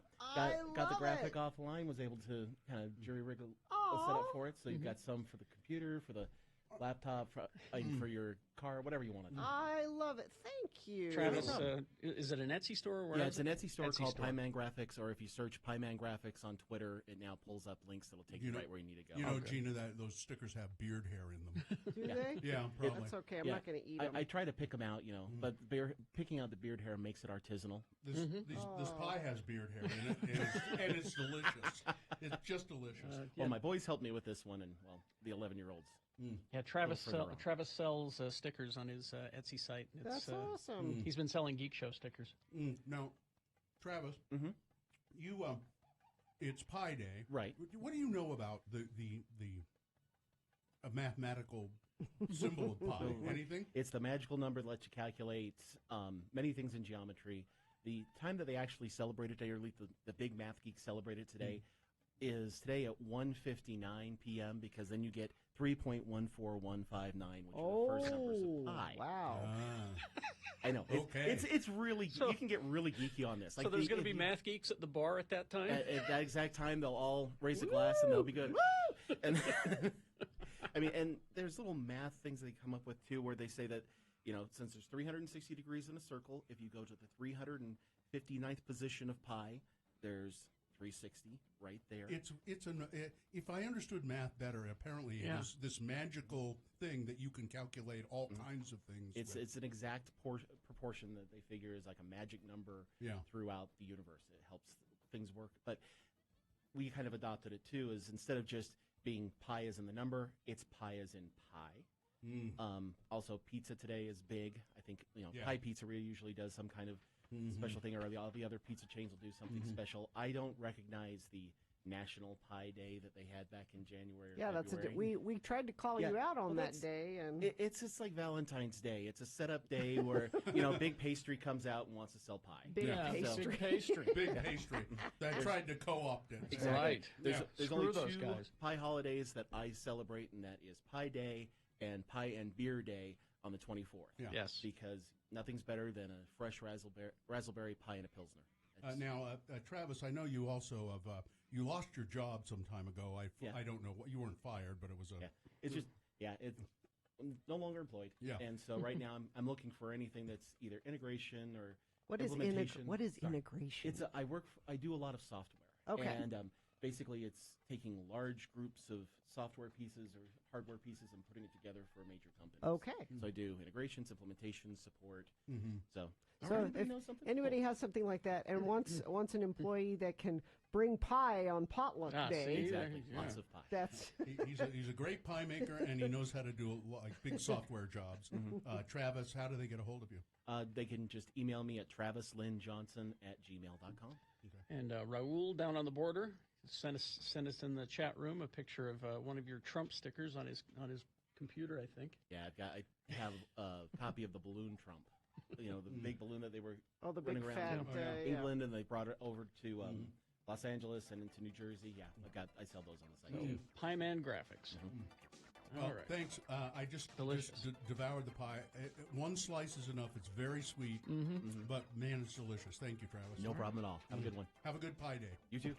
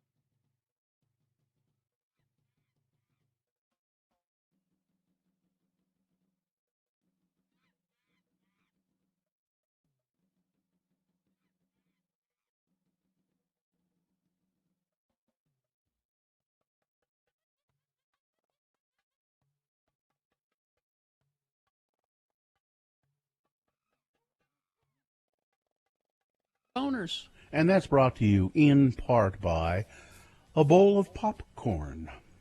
popped corn. Popped corn. And so you've been having corn on the cob and popped corn. That's a lot of corn, Bill. I'm full of corn. And feeling like a drink? Check out the Park City Cocktail Contest. Throughout August, Park City's best mixologists will feature a plethora of delicious mixed drinks. You must be at least 21 to participate. Learn more at parkcityrestaurants.com. Boner candidate number 1, everything is under control.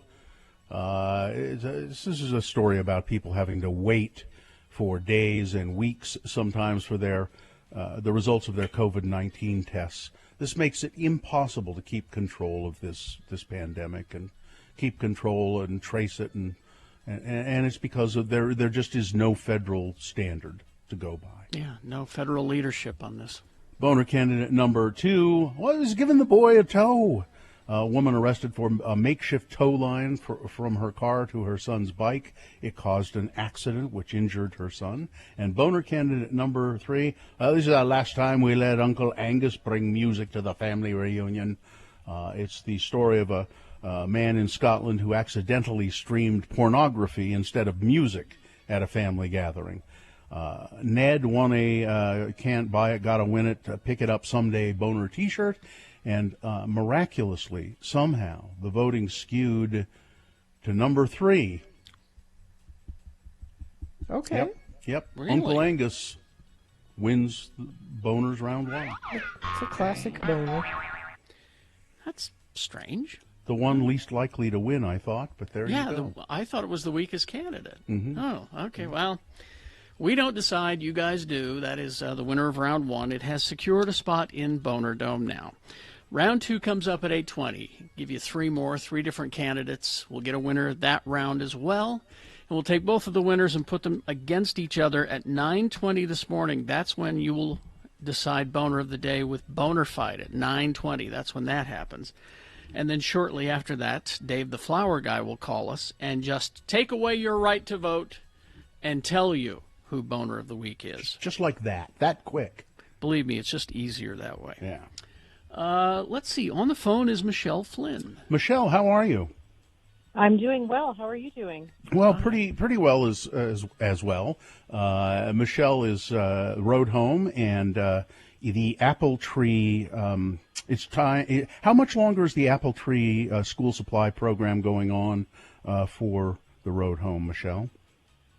Well, it's an exciting day today because today is the first day that the children who are at our Midvale Family Resource Center will be getting some of their Apple Tree items. Oh. But as you guys know, we have new families and new children coming in every day, and so we're still going to be open to donations through our website at theroadhomeappletree.com. Now, these are supplies that kids who are at the shelter will need, and a lot of things that most of us, many parents, will just take for granted, and just think, oh, well, yeah, well, our kids have them, but these kids don't. What are some of the things that you're looking for? Well, as you guys know, homelessness is not just a grown-up problem. We have got a lot of children that come through our doors each year.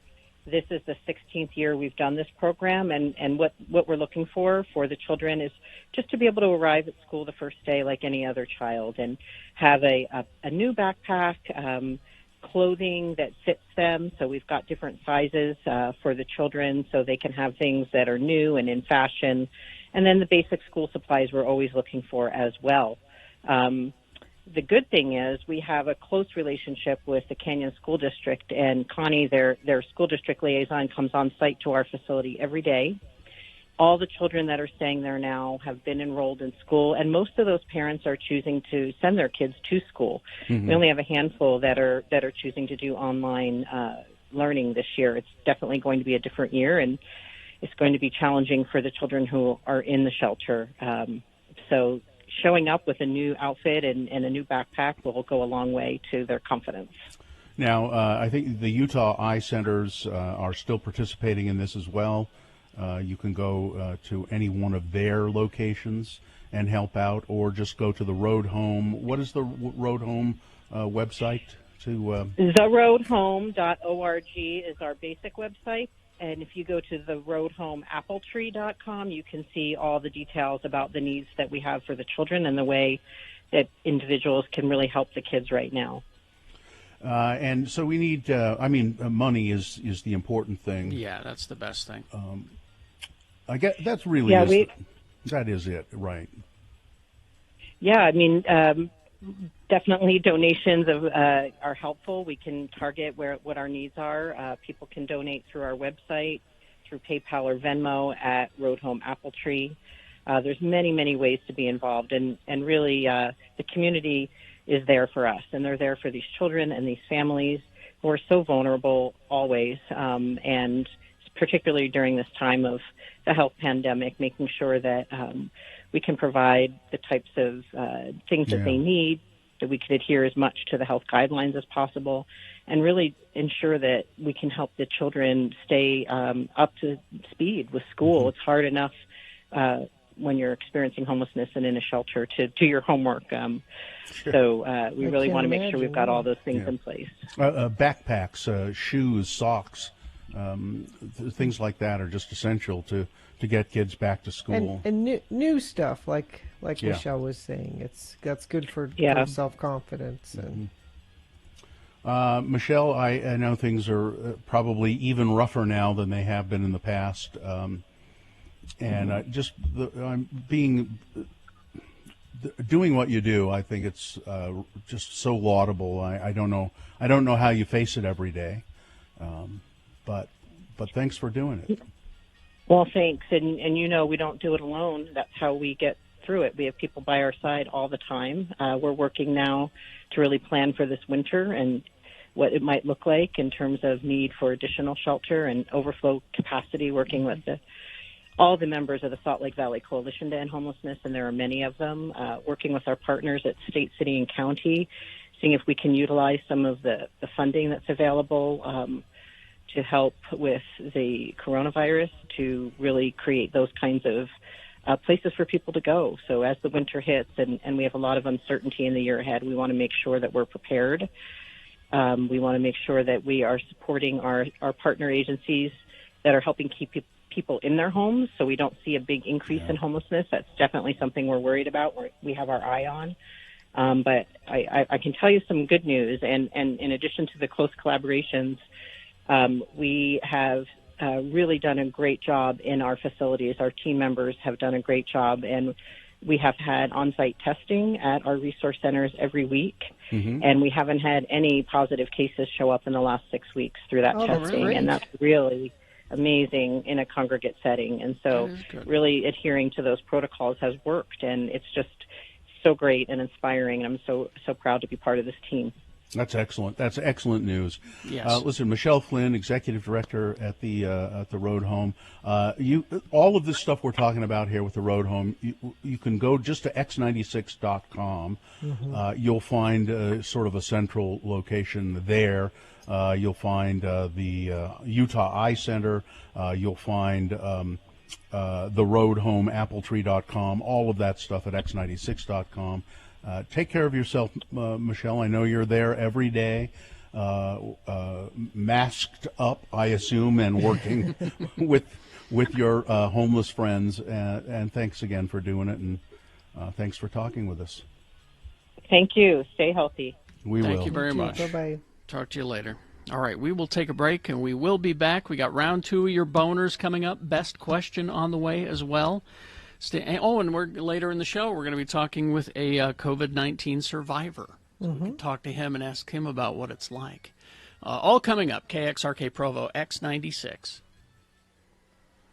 Summer is flying by, and X96 and Men Love Auto want to help you with your back-to-school plans. You could win $1,000, $500 for you, and $500 for your school.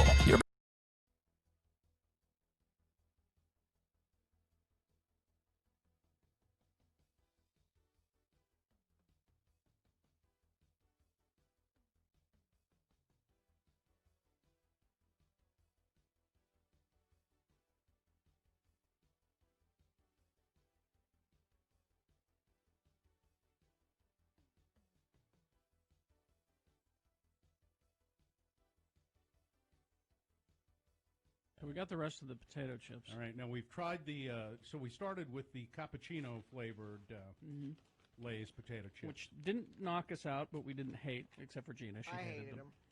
Now, the wasabi. Now, they've had 4 new flavors, and people want to call them both.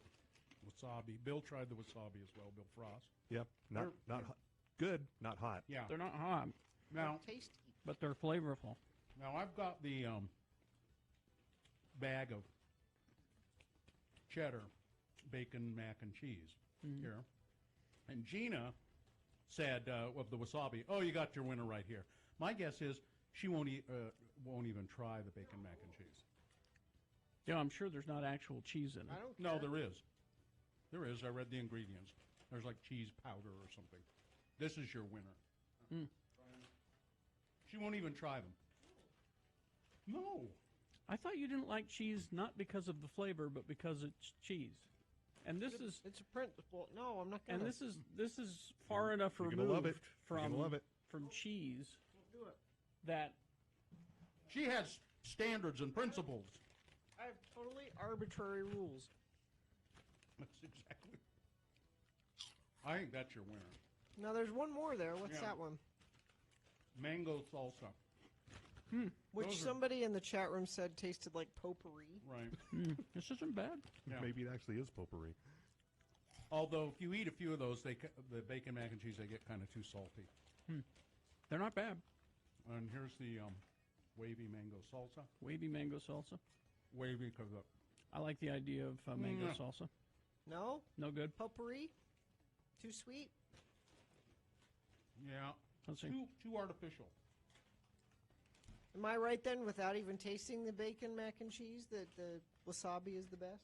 No, the bacon mac and cheese is better. Well, I think your winner is the bacon mac and cheese, because mainstream America will love that flavor. Let me see the wasabi again. No. Yeah, You potpourri. have those. I bought them. What do you Potpourri. mean, no? Yeah. Mango salsa is a hard sell. Yeah, that's no good. I don't like it. You can put it on the back of your toilet tank. Why would you? Yeah. Out of all of them, I would say the wasabi is the best flavor, but the winner is the bacon mac and cheese. America will vote for that one. Oh, yeah. By the Mango way- salsa's weird. Yeah. By the way, you notice I'm sharing all of my chips. Girl who wouldn't give me a cookie last week. 4 cookies made for me with my name on them. A gift. Yeah. Was it Yes. 4 cookies that Yes. spelled out Gina? No, but my name was written on the box. Yeah. I know. It's different than you buying 4 bags of chips. It's not the you know, same thing at all. I know. It would have been You a could gift. replace these chips at any moment It would have several been times It over. would have been a gift from your heart, which you were unwilling to make to someone who argued for equal wages for you. You can't drag that out. Yeah, why not? It was proposed. I can't even finish this one mango They're salsa. terrible. Yeah, they're not good.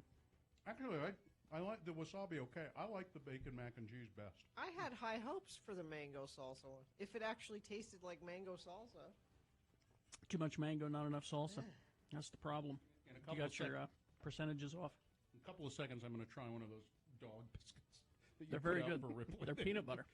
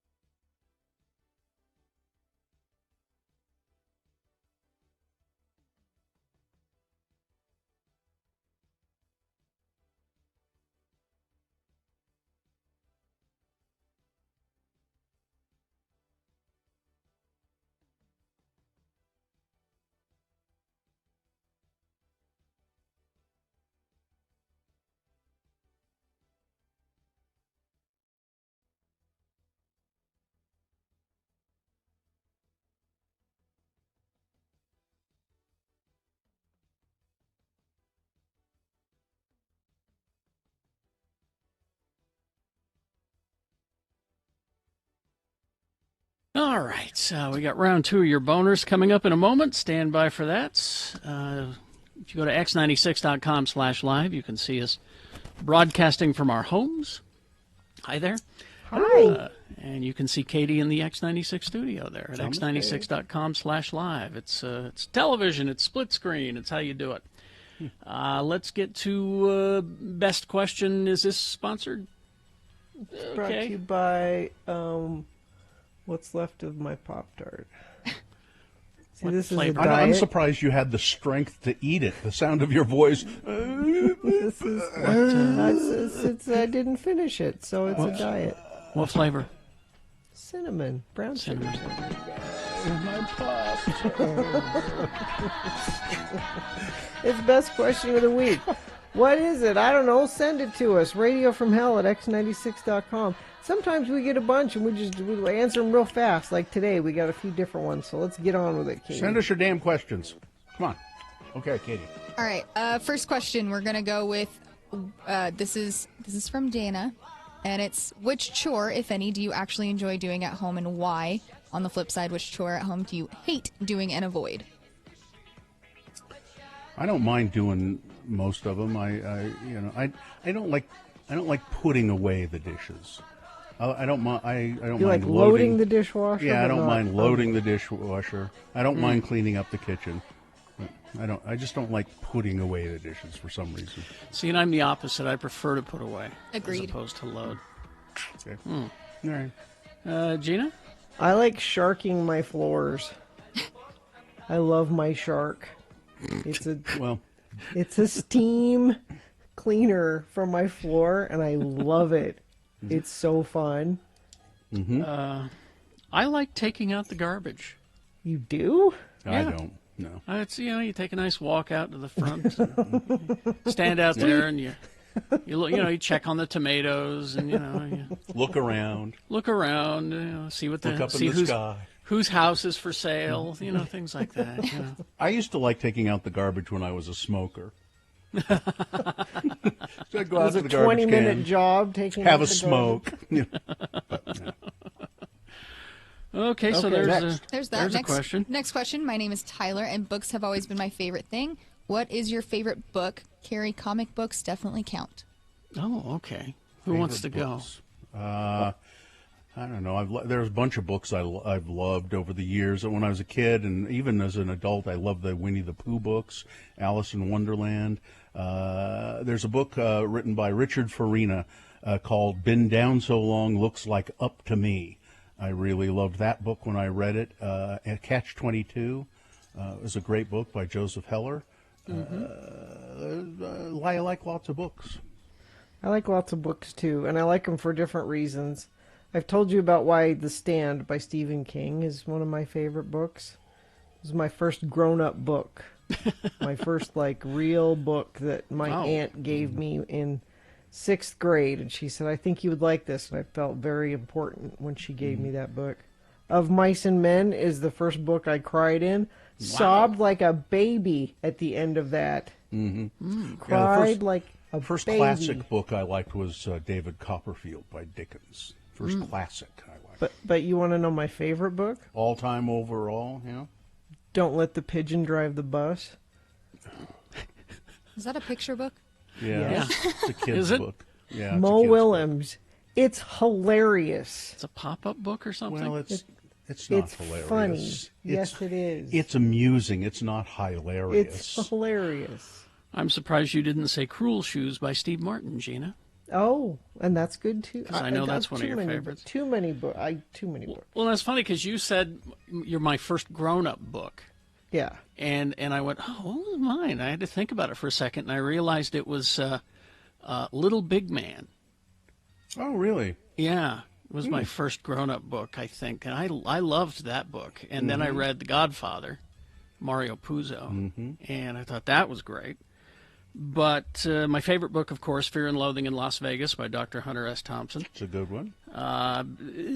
Sock by Penn Jillette, which is his, I think, one and only fiction book that he ever wrote. But then if comic books do count, well, of course, The Dark Knight Returns by Frank Miller. We got Watchmen by Alan Moore. Born Again, also by Frank Miller, which is Daredevil. And Kraven's Last Hunt, which is a great Spider-Man story where Kraven the Hunter, well, I won't ruin it. But it is his last hunt. All right, I'll just say that. Very good. All right, next. Do we have time for another one? Final question, really quick. So when a certain song comes on, it makes me think, I could live in this song, listen to it forever. And this is coming from Lindsay. It says, What are some songs that you feel like you could live in? It's a very weird way of wording I don't know. a question. I mean, a song that seems to keep coming back to my mind all the time, and I don't know why, is Face the Face by Pete Townsend. I don't know why. Oh. Mine's Little Wing by Jimi Hendrix. Actually, I like several different versions of it. Stevie Ray Vaughan has a beautiful version of it, which is interesting because he doesn't sing on that one. It's just an instrumental one. But pretty much any version of Little Wing. Interesting. I am very moment to moment with the music that I'm thoroughly enjoying. I can't just point to one song and say, this is what I'm enjoying. This is the only thing I will enjoy the rest of my life. I'm very moment to moment. Like I spoke these awful, terrible words, and I'll say them aloud right now. And Ed Brass will be angry at me, and Sue is angry at me when I tell her that I think Devo's version of "Are You Experienced" is better than Jimi Hendrix. Oh no, Carrie! Yes, I know. I get this all the You time. want to live in Devo? But if right now this is the song that I'm living in, but tomorrow it will change. So, but and I even said to Sue, I said if I were to say this to Ed, I think he would, disown me or some sort of. You better hope he's not listening. I made it up with the Little Wing part. Yeah. Let me give you one more. Because I just thought of this. It's a song I heard for the first time just a couple of days ago. It's by Bill Callahan, and it's called "The Sing." And I think it's maybe the most perfect song I've ever heard. What? The most perfect song? Hang on, let me look it up here. It's called "The Sing." You can't It's just very say that. slow and moody. It's called "The Sing" by Bill Callahan. What And makes it the most perfect song? the way it is written and phrased. The song by Bill Callahan? I think it's The Sing, I believe. Oh, there it is, The Sing. Okay, because I tried looking it up under The Sing, and it routed me to the song by Bill Callahan. It's very slow, very poetic. Kind of reminds you of Leonard Cohen. And it's just Here we go. devastating. Thank you.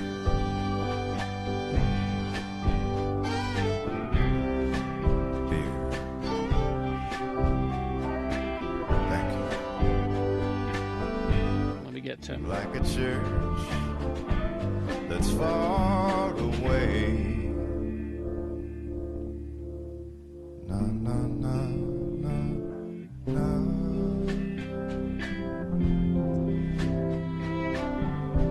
Beautiful song. I've got limitations like Marvin Gaye. Mortal joy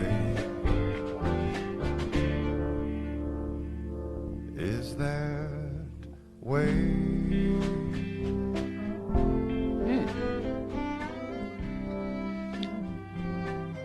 That's nice. God, it's just so stunning. It's just heart-stoppingly good. I'm going to throw mine in there. There's a song called Alive by a DJ named Dabin, who it basically is like the description of my life. So, So you could live in it because it's your life. Exactly.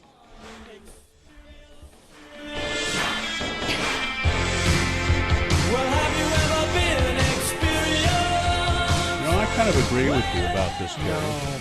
Listen, I know it's heresy to say this, but Sue, she's got this music mix that she's curated.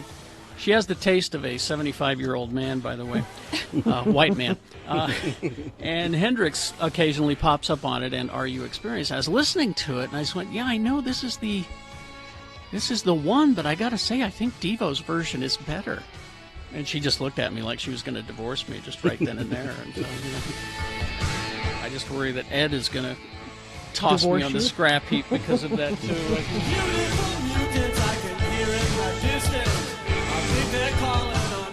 Anyway. Brad Wheeler says he's been living in Genesis. There must be some misunderstanding. Oh, I actually kind of like that There must be some song. kind of mistake. Yeah. Now, the song I live in varies day by day, so I can't pick just one. When you get a chance, listen to that Bill Callahan song all the way through. It's gives me chills. I have limitations, just like Marvin Gaye. All right. See, that's what the best question of the week is all about. That's what happened right there. You could be a part of this. Send us your question. radiofromhell@x96.com. All right, there you go. Okay, we'll get to boners round 2 here now. Let me give you the titles and see how these go down with you.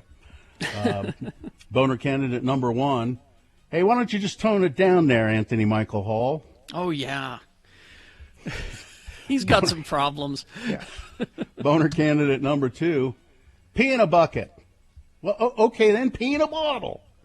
And boner candidate number 3, and I'm sorry there, I just realized there are 2 scatological ones right in a row.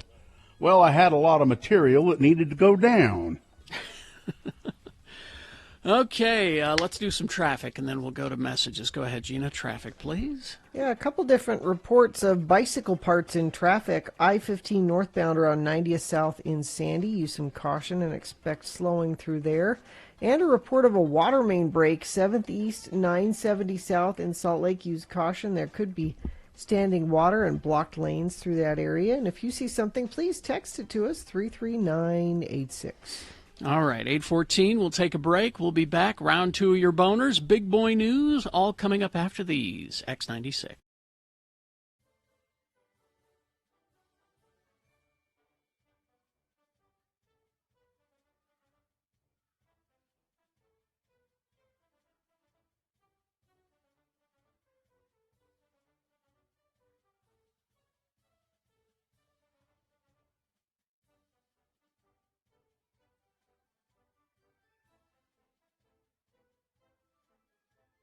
From celebrities to moms right here in Utah, more and more women are consuming their placentas in pill form. Don't do that. Listen, I want you to hear Okay, these. wait, don't go on. Even if there's something about eating your placenta, you would have to do it the way your dog does it when she has puppies. Yep.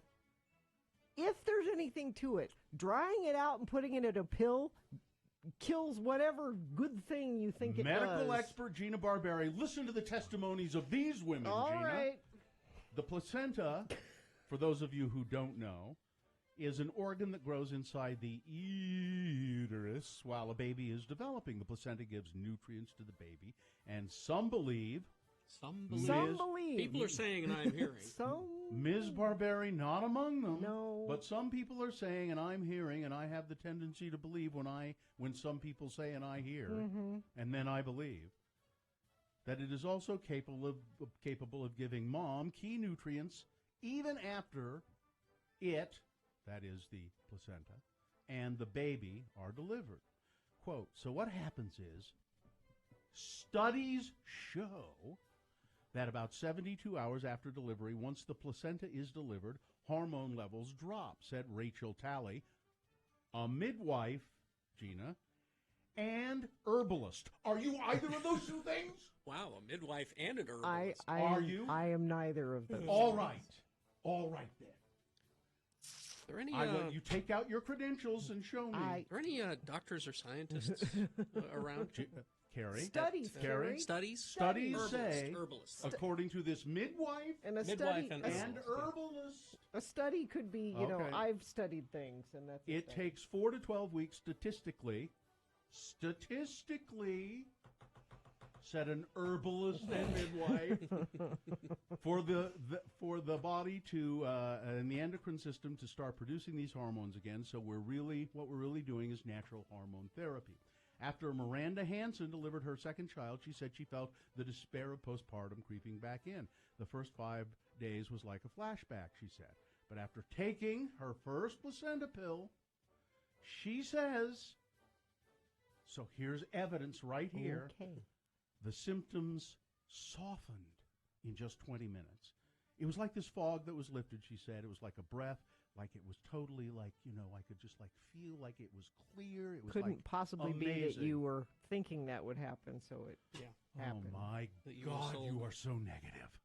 Miranda says she bonded with her baby, got back on her feet quicker, dropped her baby weight faster after taking the pills. Other moms like Melinda Dratchell also weighed in. I'm a big fan of Western, like modern medicine, she said. I'm all about the epidural, which I know you are, Gina. Big fan of the epidural. But she said the placenta pills worked for her. It was a little strange at first when I started And talking. they kept the taking them. cougars away, and they kept. Rachel Talley charges, midwife and herbalist charges. What are you charging for this advice, Gina? Huh? It's free. She charges $250. Okay. How much and does she that's what it's charge? worth. And that's what it's worth. How much does she charge? I'm That's curious. what your advice is worth. Because her advice, midwife and herbalist, $250 for her services. She said a placenta typically yields about 200 to 300 pills. Some hospitals won't release the placenta, but if they do, and if it's handled correctly, the health department said they don't see a risk in consuming your own placenta, but they do caution folks not to share their placenta with somebody else. Please let me have some of your No. placenta. No. Come on. No, don't share. No placenta sharing out there. Okay. Rachel Talley, midwife, herbalist, and placenta encapsulator. And making money off of it. She is. Oh, wait, that couldn't possibly have anything to do. She is a placenta encapsulator as well. A placebo encapsulator. Yeah.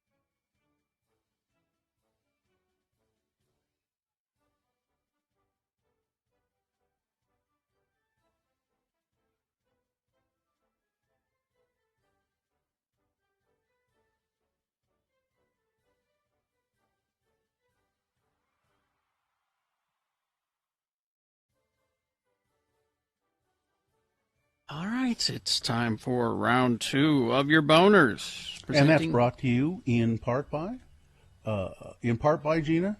Yeah. Okay. Let's see. What else do I have? Some Manchego cheese. And Diversion Eatery offers brunch weekends from 11 to 3. Try the steak and egg poutine with a Bloody Mary or a mimosa. It's the best. Open daily for dine-in or takeout, 535 North 3rd West. Check out the menu at diversioneatery.com. Like I was saying, it's time for round two of your boners. Presenting to you now 3 news stories. These are examples of bad, stupid, or funny human behavior, and you will decide with your vote of these 3 candidates which one is the worst, which one deserves to go forward to boner fight and possibly become boner of the day. If it wins here, it'll go up against the winner of round one's voting. We did that an hour ago. And, we will take both of the winners from each round and put them against each other at 9:20 this morning. That's when you will decide boner of the day with boner fights. So let's begin. 2 candidates now, a third after the news. Once you've heard all 3, then you will vote, and one of you lucky random boner voters will receive. I can't buy it, gotta win it. Pick it up someday. Radio from Hell Boner T-shirt. Here's number one. All right. Tone it down, won't you, Anthony Michael Hall? Tone it down. Come on. He's got problems. Indeed. 52-year-old actor Anthony Michael Hall caught on video cursing out a group of people hanging out poolside at the South Congress Hotel in Austin, Texas. And he's now apologizing for it because, well, it was caught on video. Yep. Sources told TMZ that the Breakfast Club star arrived with his wife and assistant, so his wife and his assistant, and was blasting music out of his own speakers and disrupting other guests and cursing. That's when other poolside guests reportedly said, "Would you please tone it down?"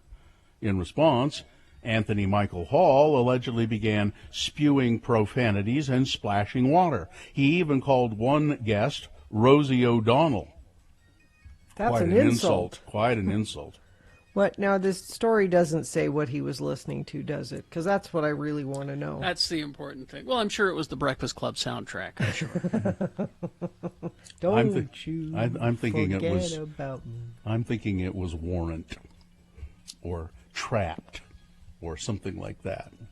Hotel security was called to the scene during the dispute, and Hall eventually left the area. TMZ reports that the cops were not called to the scene. Hall then issued a statement of apology after the ordeal was caught on film. As a result of a misunderstanding and miscommunication between myself and some hotel guests, the situation needlessly and regrettably escalated. He said, "I'm deeply sorry for my words and actions. I ask forgiveness from anyone who I may have offended." You know, like everybody. The war of words reportedly didn't turn physical, but, back in 2017, he pleaded no contest to a misdemeanor assault charge after a fight with a neighbor. So he's got a history. Yeah, he's got his neighbors is where most of this is directed, but now I can see that he's taken it out into the wild. Okay. Please tone it down, Anthony Michael Hall, boner candidate number one. Boner candidate number two, pee in a bucket. Okay, then pee in a bottle. Aspiring barristers, that's what the Brits call lawyers, have claimed that they were forced to urinate, micturate in bottles and buckets in front of their laptops while taking their online bar exams remotely. The students said that they were told that they could fail their 2-hour and 45-minute papers if they left their seats or did not maintain screen-eye contact. You see, they're afraid that they'll go off and cheat on their exams. They wait. had to excuse themselves for the bathroom. So it's a 2-hour test. 2.5 hours. 2 hours and 45 minutes, actually. And if you leave your computer to go to the bathroom, you could be failed for your exam. Some students had to use receptacles like bottles or buckets while being monitored by a remote investigator through webcams. One student described the situation as ridiculous. Aspiring barrister Sophie Lamb, who studies at the BBV University in Leeds, said she was forced to use a bucket as a toilet while she sat in front of her laptop in her kitchen during the test. Ms. Lamb, who lives in Hull, East Yorkshire, said, "To be honest, it was a bit ridiculous. The fact that this is an organization that is meant to be promoting our ethical standards but also our welfare. I had to put a bucket under the chair. And I was wearing a long dress, and I had to squat down to make sure that my face was still on the camera." That's absurd. I mean, they could make a timed thing. You have 3 minutes, because really, what could you do in 3 minutes? You couldn't look up an answer and just go. You're good at Googling, Gina. You can do that. Absolutely correct. The professional. That being said, however, I go all 4 hours without taking a potty break here. 23-year-old who was taking the online exam at his home near Farringdon said he pleaded with his test monitor to please let me use the bathroom. "I was forced to empty the contents of my water bottle onto the carpet to make space for my urine." Pee before you go. What happened to pee before you go? I'm going to take a 2-hour test. I will I'm turn gonna this pee test now. around. Boner candidate number 2, pee in a bucket. Oh, Yeah. all right, then pee in a bottle. We don't Sue, care. Sue points out we've been on flights longer where we didn't pee. Yeah. Well, I'm glad that you all have... Don't you know that the Brits have teeny tiny birdie bladders? They might. They might. Coming up in a moment, boner candidate number 3. Oh, I just had a lot of material that needed to go down. All right, boner candidate number 3 for round 2 coming up after this. Big Boy News and Innuendo brought to you by... Injured in an accident? Everyone deserves an advocate. Call 801-355-5550 or go to utahadvocates.com. We had an issue with the boner candidates yesterday, which we need to address. Are we going to do that here after we do all the... After we award the Okay. boners. All right. Because I've got that set to go. Just wanted to... wasn't sure if we were going to do it here. Thank you. Like most actors, Bryce Dallas Howard is used to showing up on film sets, knowing, what lines she's supposed to say and when she's supposed to say them. And, often she doesn't know much more than that. Things are different on Jurassic World Dominion, one of the first major Hollywood films to restart production since the coronavirus pandemic has led to a global shutdown.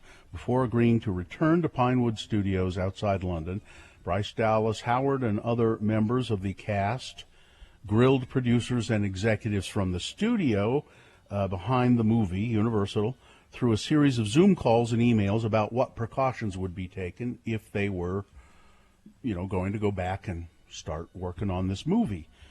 She now knows everything from how to attach her own microphone before filming.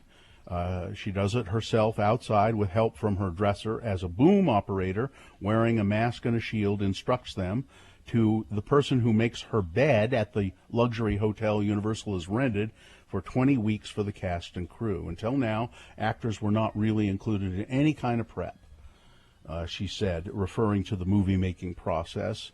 But now, in order to get any of us on a plane, we had to thoroughly understand the protocols, who was involved, and hear second and third opinions. So she says, we're kind of like guinea pigs here, but we're willing to take the leap and see how it goes. Hollywood has been unable to restart production on its sound stages in California because of surging infections in California, and also negotiations with unions have been troublesome because of that, which you can understand. So the big movie studios that are under pressure to get their movies up and running again have focused on overseas shooting. The Avatar sequels are filming again in New Zealand. I think Carrie's talked about that in Geek News. Yep, you're going to get 4 more of those. Sony Pictures has Uncharted, its adaptation of a video game. They're filming now in Berlin. And this Jurassic World for Universal, they have a 107-page safety manual. Wow. So But see, this is the kind of thing where if someone gets sick, it's going to shut down production and take longer and be more expensive. And Well, a similar thing happened in Australia. I think it was in Melbourne, where they're filming Marvel movie Shang-Chi and the Legend of the 12 Rings. Australia was doing great, and so they sent their cast and crew down there to get started on that, and they were in the 14-day quarantine day thing and all of that. And then suddenly Melbourne exploded with COVID once again. So I don't know where that's at right now. I haven't checked, but... Well, I do know that Steve-O has a new comedy special. It's called Gnarly, and he had himself duct taped to a billboard in Hollywood to promote it. I'm attached to a billboard right now, and I want to emphasize that a team of real professionals rigged everything safely. There's zero chance of me falling off the billboard. It's important to me that we not waste any valuable city resources on this. I'm happy just to hang out and really want to show the world to know about this project I've worked hard on.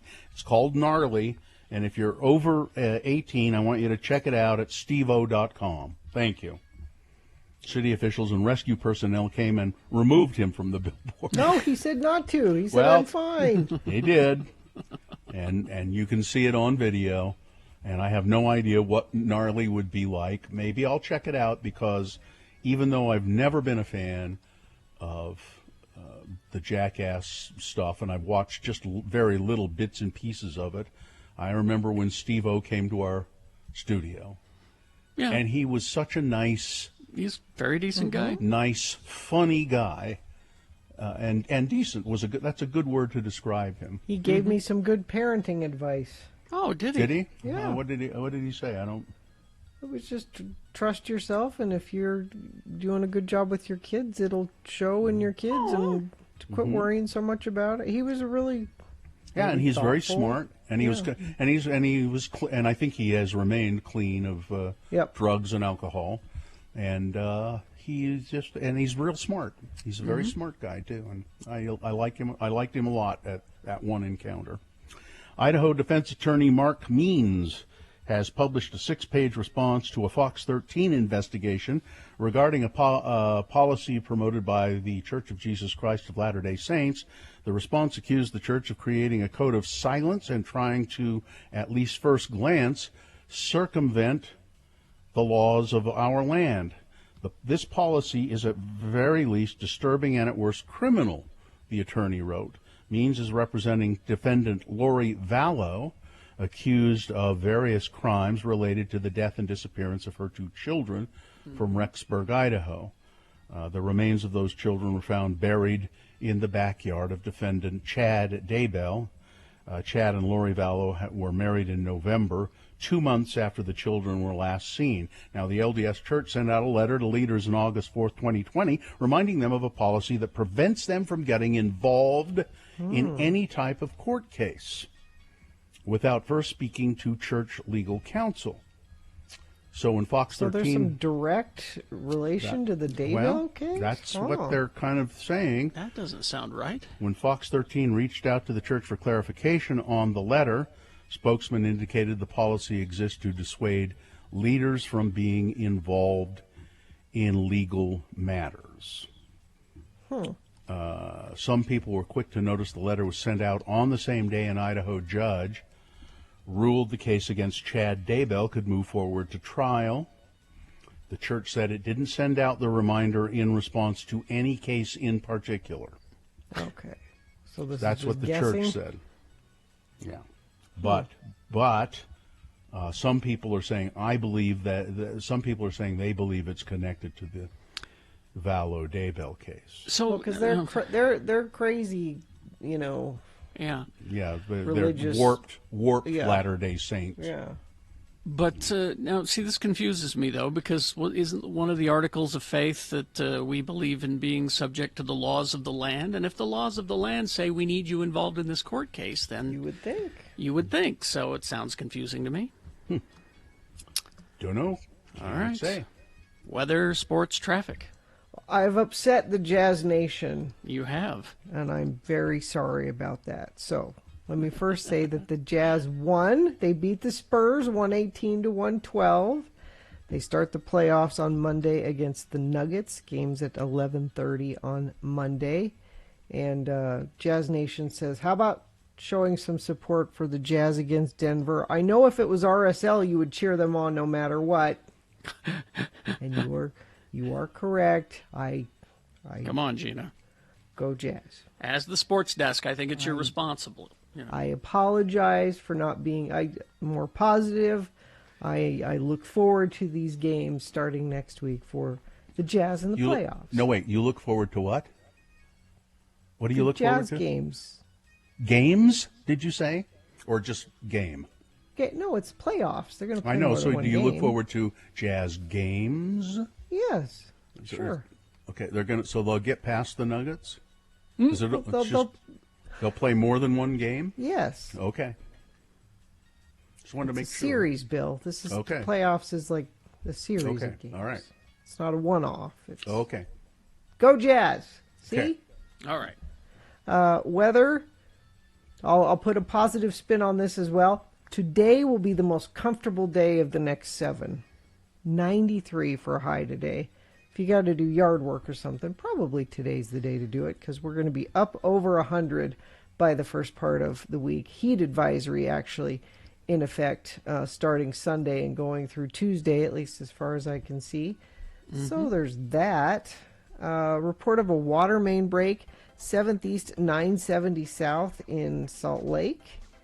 And let's see, we've got debris in the road, bicycle parts, traffic, I-15 northbound around 90th South in Sandy.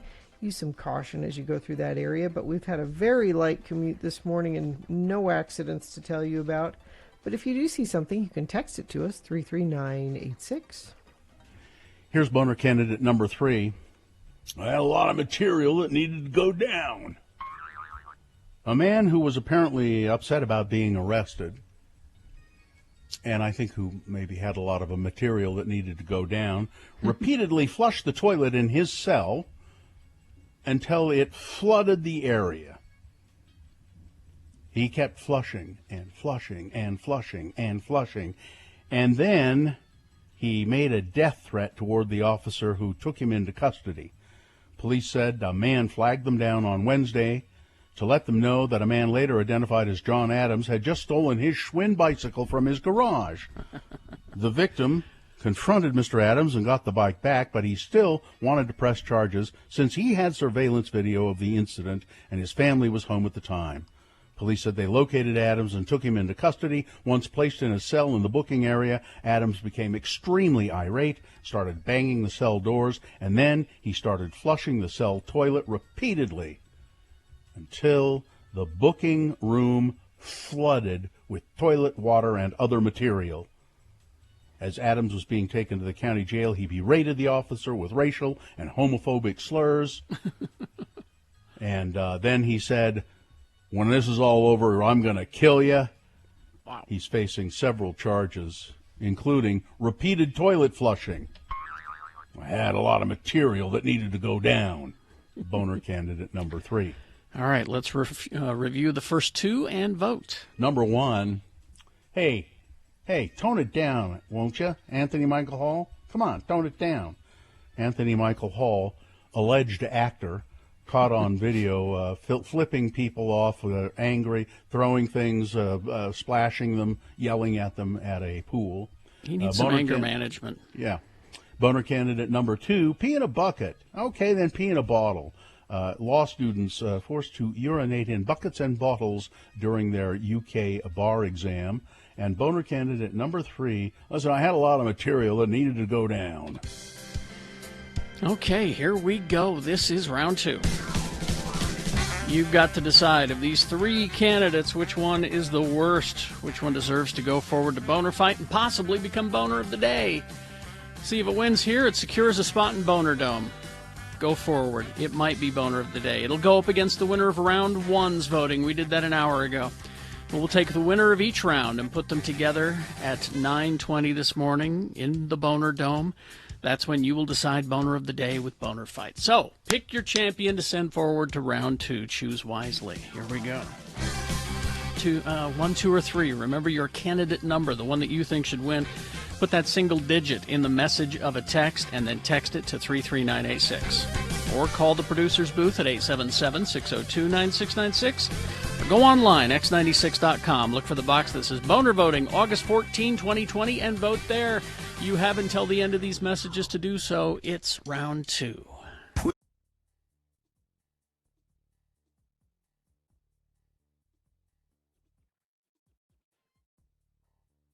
Less than a week away from Halloween. Oh, yeah, that's right. I got to get my comic books together for the trick-or-treaters. I haven't bought candy yet.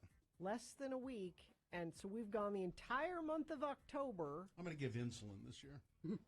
That's expensive. That's I was going to say, I'll put you in the poorhouse. That's true. Entire month of October, and we have yet to have a visit from my very favorite friend of the Radio from Hell show. Who was that?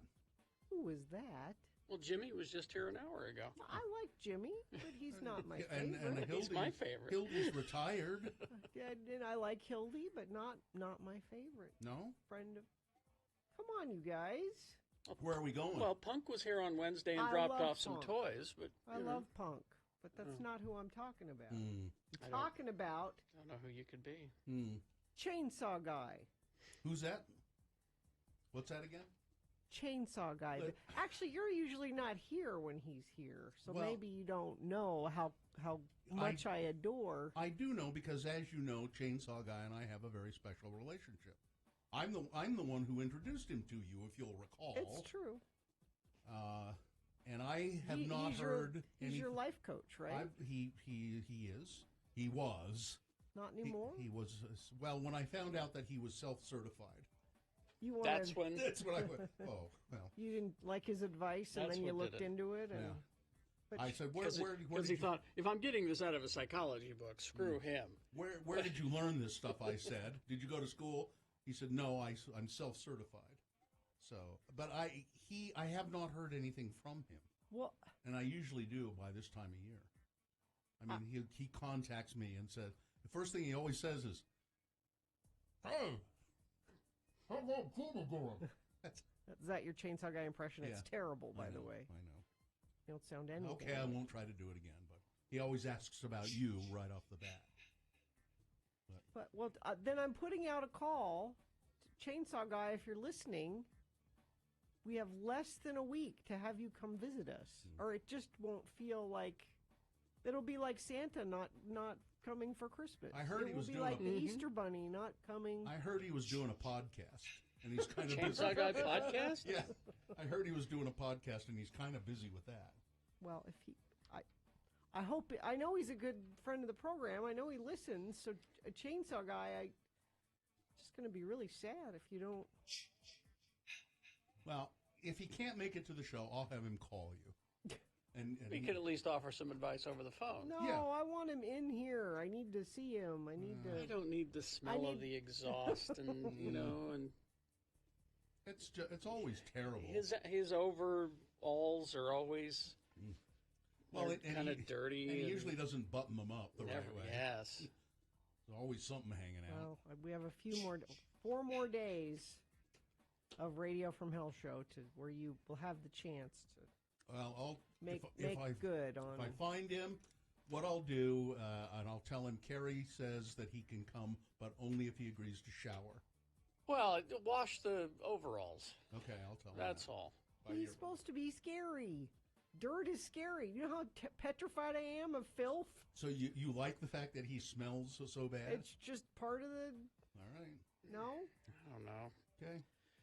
For those who don't know who we're talking about, Chainsaw Guy is the guy in the hockey mask at the end of your haunted house who chases you out with a chainsaw. But he's also a self-certified life coach and a poet. He has sage advice. He offers love advice. Love advice and relationship advice, and even advice for your future, and job hunting, things like that. He was having a hard time of it a couple of years ago. He was leaf blower guy for a while. They took his chainsaw away. Yeah. Well, maybe that's part of the problem this year. I don't know. No, he's got his chainsaw back. I saw him. Oh, you did? I'm pretty sure it was him. Was it at the end of a haunted house? Yeah. Well, it probably was. He kept saying, "Hey, hey, hey," Yeah. and so I thought he was trying to get my attention. So Katie's getting married. She needs Chainsaw Guy's advice. That's true. She could use some. Maybe she needs Chainsaw Guy to officiate the ceremony. He can. He is registered with the what is it? The Universal Life Chainsaw Church. Yeah. Reverend Chainsaw Guy. Uh-huh. Well, it's Reverend Guy. His first name is Chainsaw. Oh, that's right. His first name is Guy. Chain. Yeah. His middle name is Saw. I mean, I imagine you're on enough of a close enough relationship that you could call him by his first name. Okay, but Reverend Guy. Hey, Chainsaw. Yeah, people are suggesting that Chainsaw Guy appear on an episode of Remain Seated with Gina Barberi. My podcast. Because you like him so much, you should get a hold of him and invite him. and do then you life can have advice. all your Chainsaw Guy fun there, and we don't have to deal with it. You could do that. I could. I'm sure he could provide at least 20 minutes of entertaining banter. I haven't been able to get you on my podcast, Bill, so maybe I can get Chainsaw Guy. Well, that's because you've asked me one time, and you said, "Can you come over right now?" And I said, no. No.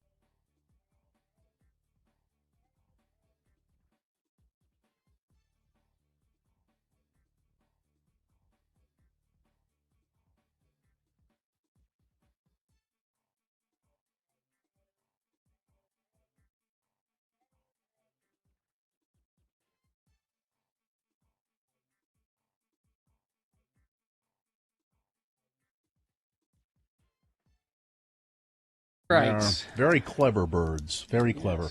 I used to see them torment our cats when I was a kid. And one other thing about the blue jay, a little-known Beatles song from the Magical Mystery Tour album, Blue Jay Way. Look it up if you haven't ever heard it. It's a great song. Time to award round 2 of your boners. And it's brought to you in part by corn. Not the popped kind, just the regular kind. Just the regular kind, and as a matter of fact, this was the kind that I cut off the cob and just ate the niblets of corn in a dish. And Diversion Eatery offers brunch weekends from 11 to 3. Try the steak and egg poutine with a Bloody Mary or mimosa. It's the best. Open daily for dine-in or takeout. 535 North, 3rd West. Check out the menu at diversioneatery.com. Boner candidate number 1. Tone it down, Anthony Michael Hall. Anthony Michael Hall caught on video in an angry altercation with people at a swimming pool. He has anger management problems. Boner candidate number 2, pee in a bucket. Oh, all right, then pee in a bottle. Remote law students, these are students taking law tests in England on their computers at home, and they're not allowed to leave their computers to go to the bathroom, so they have to pee in bottles or buckets. They find it demeaning. I guess I can't blame them. And boner candidate number 3, listen, I had a lot of material that needed to go down. A Florida man flooding his jail cell by repeatedly flushing his toilet in the cell. Antonio won a boner t-shirt, and amazingly enough, the winner was boner candidate number 2, pee in a bucket, okay, then pee in a bottle. That's your winner of round 2. It goes forward, might be boner of the day. We'll find out. Our winner of round 1 and round 2 will go up against each other. You will decide boner of the day at 9:20 this morning with Boner Fight. Yeah, yesterday we had a boner candidate. Eric Trump was the boner candidate in round 2 about this time, and didn't win, but it involved Eric Trump liking a tweet from someone who was referred to as a digital keyboard warrior, and this person had tweeted something out about Kamala Harris, which was she was a horrendous pick as the vice presidential candidate, and this person had spelled it WHORE, and you know, trying to be clever and mean, and this person apparently tweets these kinds of things fairly often because she is a digital keyboard warrior, a Twitter troll. And her name is Lori Hendry, this awful Twitter person. Now, when you were reading this story yesterday, in the back of my mind, in a private conversation in my head, I said, that's weird because I know a Lori Hendry here locally who's a super nice person. She sold me my first house. I wish you would have said that at the time. 20 some odd years ago. This is just in my head. I'm thinking that, that's a familiar name to me. I like Lori Hendry quite a bit. Lori is the sister-in-law of our good friend Chef Tom. You know Chef Tom. Sure. And so I just that was a fleeting thought yesterday when you were doing this story. I got this email from my longtime friend Lori Hendry yesterday. It says, "Hi Gina, I've had a couple of people reach out to tell me about the Lori Hendry discussion on the radio today. I have had serious issues related to this woman, from threatening phone calls and bad online reviews from strangers that made it clear it stemmed from this wingnut." So not our local, because Lori Hendry is it's an unusual name, and they spell it the same. She said she's heard voicemails saying that people shouldn't associate with me, watch my back, all this stuff. The Lori Hendry, who is a real estate agent here in Utah, is not the Lori Hendry that was the boner candidate. That woman, I think she's in Florida or somewhere, and she's a right-wing nut job. And apparently this has been a problem for our good, sweet, nice local Lori Hendry before. And I wish you'd said something yesterday, and we probably could have circumvented this a little bit. But and you know, when I was reading that thing about the digital keyboard warrior, this right-wing nut, Lori Henry, I thought that sounds kind of a familiar name to me. Yeah, but and Lori, she's probably listening because I told her we would talk about it. I seem to recall maybe you've had a problem with her before, and we've had to talk about it before on the air, like a couple of years ago, maybe. Well, because it's an unusual name. A couple of things. First of all, my name, Kerry Jackson, even the way it's spelled, I get an awful lot of phone calls, people wanting to buy real estate from me because there's a real estate guy named Kerry. Yeah, but there's that. But second of all, why would you just anonymously call someone named Lori Hendry and make a death threat? Yeah. What's wrong with a person, you know? And it's apparently more than one person that's done this to her. You know, even if you were calling the right Lori Henry, the right-wing wacko, even if you were, why would you do that? I don't get that either. That's the part I don't get, is why would you do that? Yeah. Back off. You're saying stuff. It's like the thing yesterday, too, with whoever the moron was that, so the Trump 2020 sign that was on a car. Mm-hmm. Now, I don't like Trump, and I don't want Trump to be president. And when somebody has Trump 2020 on their car, I go, but I don't go up and scratch a swastika into the paint, you know? Or I don't wait for them to come out of the store and then yell at them. You know what you can do? Vote. That's what you can do. Yeah. Do that. I still to this day see people while they're driving and somebody cuts them off, and they flip people off. And I'm like, you don't know what crazy you are flipping off. You don't know. First of all, why would you do that? Second of all, you don't know who it is you're doing it to and what they will do. It's not a big deal. Okay, so they cut you off on the road. Whatever. They probably, I've cut people off and then realized that I've done it, and I go, I'm sorry. I didn't mean to do that. I'm sorry. I didn't. But are death threats necessary for this sort of thing? Are death threats necessary ever? No. I can't think of an instance. No. Sorry. Wait a minute. Let me think. Go ahead. I'll give you a minute. Vote. Vote, yeah, I can't. Well, I can't think of an instance that a death threat is a good idea. You're right.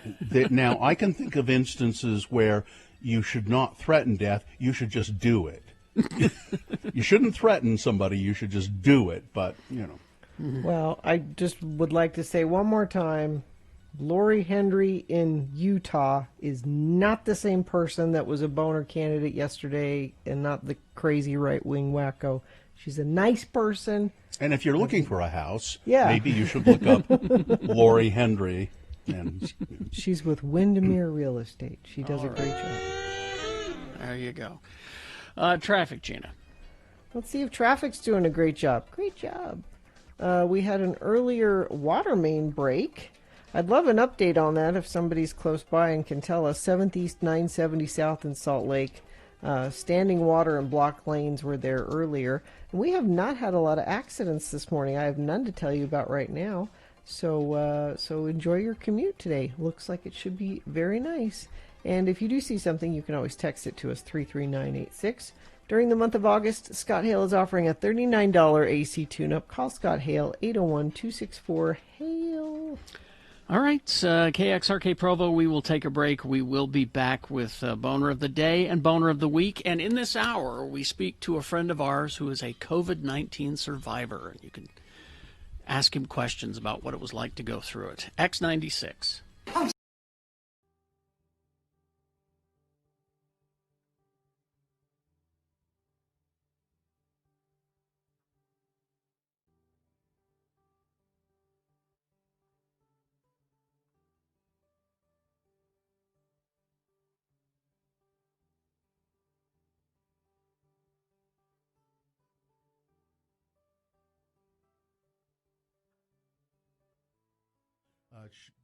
We're having second thoughts because people will assume that's why we named him Donovan, and that's not the case. And they picked it long before. Yeah. Just parenthetically, there's a news story today that says 109 parents have apparently in 2018 named their baby Tesla. But I got an email from our former intern, organized intern, Sarah Spain, about baby names. Okay. Said, I enjoyed listening to that letter from the woman who would like to name her child Donovan. I had a similar situation about 10 years ago. Despite the fact that my husband has repeatedly begged me to stop comparing our dog to other people's children, he's not here right now, so I'm going to do it.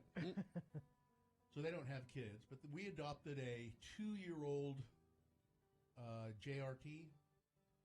Jack Russell Terrier. Oh, yeah. Very good. Thanks, Carrie. Carrie speaks dog. From the Humane Society in 2010. And her name was listed as Belle. Now, I feel strongly that dogs should have 2-syllable names. You should feel strongly about that. Nicknames and full titles notwithstanding, and so I changed it to Bella, trying to keep it as close to her original name as possible. A friend told me several years later that dogs are named like hurricanes as they come to the shelter. They just give them a name. Yeah. You can change it to whatever you want.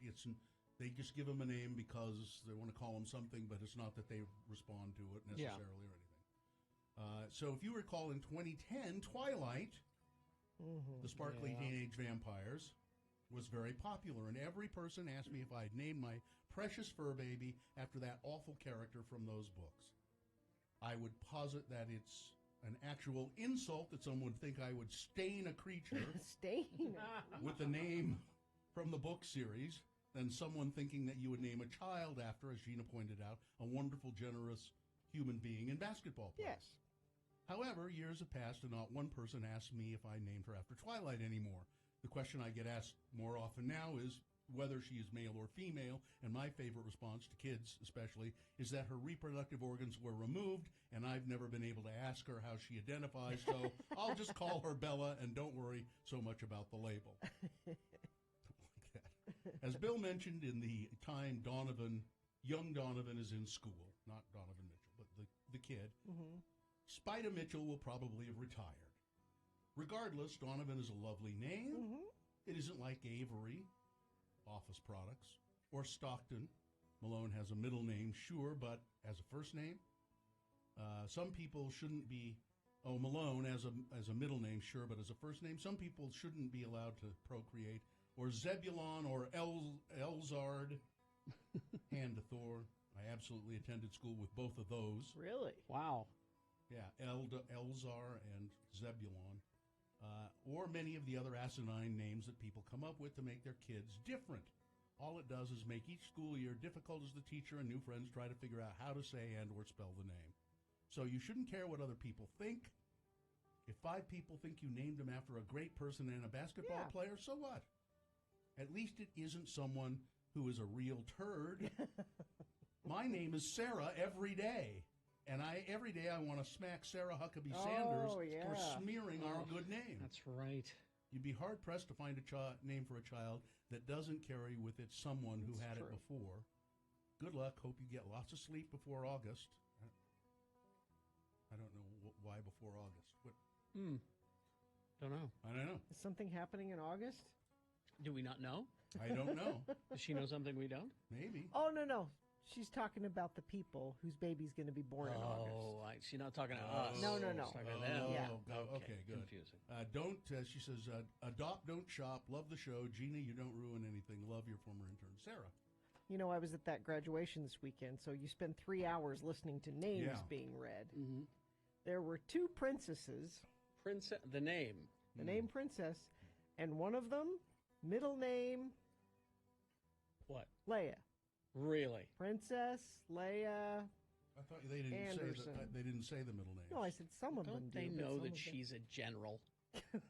General Leia. Well, it's Sanderson. Not a princess anymore. But there was an actual Princess Leia. Wow. And a lot of Emilys. Emilys. A lot of Emilys. You've gotten a lot of crap over the years for naming your kid Festus. I have. Yeah. He was the only one in his class. Festus, it's a biblical name. And people spell it wrong all the time. They spell it with an IS. No. On his birth certificate, it's US. Festus. It's a biblical king. Look it up. King Festus. It's true.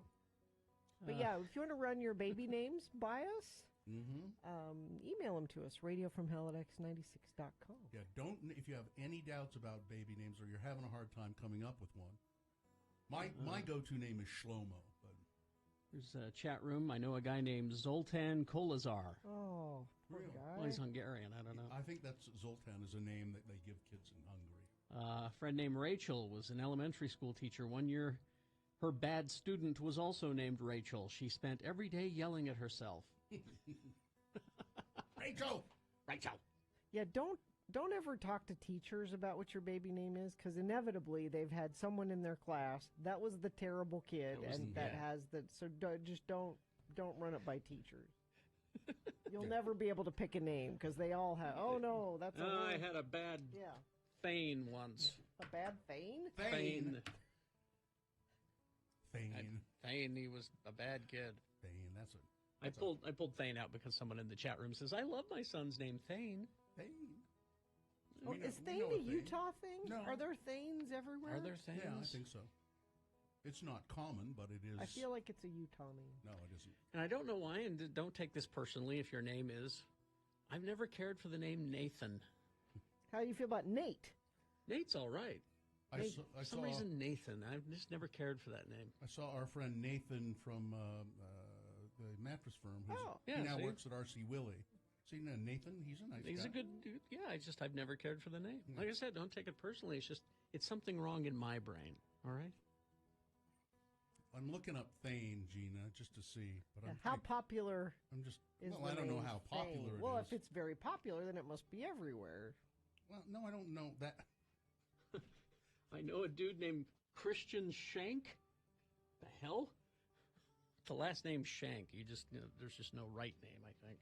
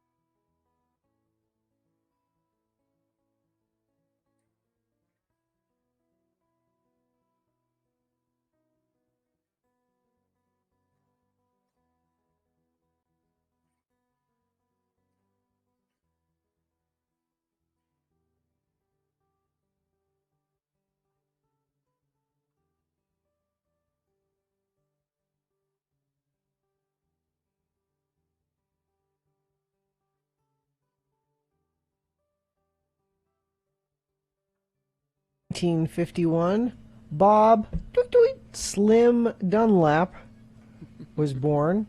He's a guitarist for the band The Replacements. It's a band I know almost nothing about, really. It was an excuse to play The Replacements that we like. I mean, as many. I mean, we played several of their songs over the years, but I know, I really know almost nothing about them. Do you know anything about The Replacements? I know that's my favorite Replacement song because that has a horn section in it. Mine is Alex Chilton, or "Kiss Me on the Bus." Who's Alex Chilton? Alex Chilton Isn't was he a beat poet.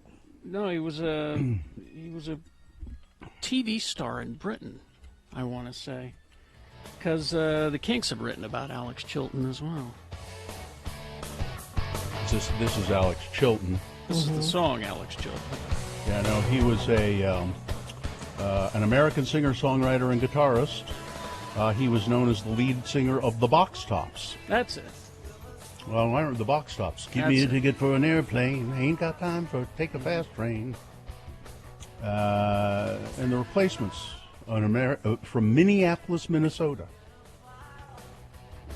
Paul Westerberg. Considered one of the pioneers of alternative rock. Mm-hmm. Yeah, Paul Westerberg and Bob Stinson. And Tommy Stinson. Yeah, so... What's that song? Westerberg's singing style described as a raw-throated adolescent howl. Okay? Raw-throated adolescent howl. All right. Yeah, so, but I just remember a few of their songs, but I guess they were very influential, even on British bands and. Mm-hmm. Yeah. Let me find. "Kiss Me on the Bus" is just kind of a nice, sweet song. Have you ever been kissed on the bus? I'm sure I must have. And what part of the body is the bus? That's right here. Where is your bus? It's right exactly? here. Right there? Well, that's pretty intimate.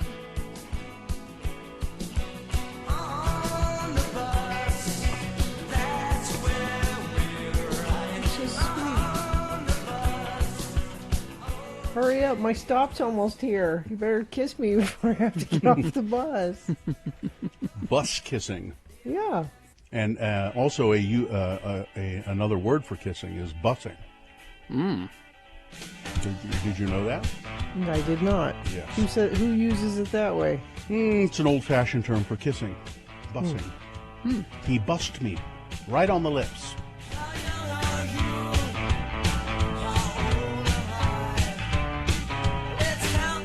This is a pretty damn good band. Yeah. Oh, yeah. They seem to be sort of forgotten. Wouldn't you say? I mean, they're... Well, I'm glad we're giving them a little highlight here. We're going down the Replacements hole here. Here's my second favorite Replacement song. "I'll Be You." Mm-hmm. This is I always look forward to playing this one when it came up in rotation on KJQ. KJQ, The Replacements.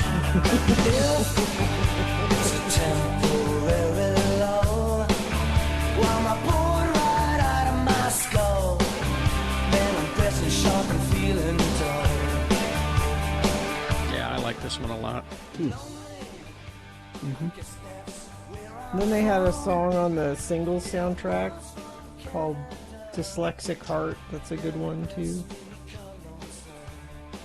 Let me see if I can find that one real quick. Well, they have a star on the outside of the Minneapolis. It's on the Minneapolis Walk of Fame. The Minneapolis Who's on Walk that? of Prince Fame. and the Replacements, and that's it. Says the Replacement star on the outside mural of the Minneapolis nightclub First Avenue.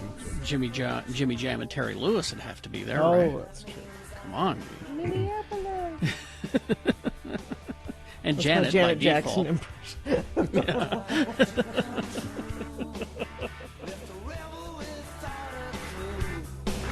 Sounds like they inspired the Goo Goo Dolls, probably. Yes. Mm-hmm. Yeah, they were certainly before the...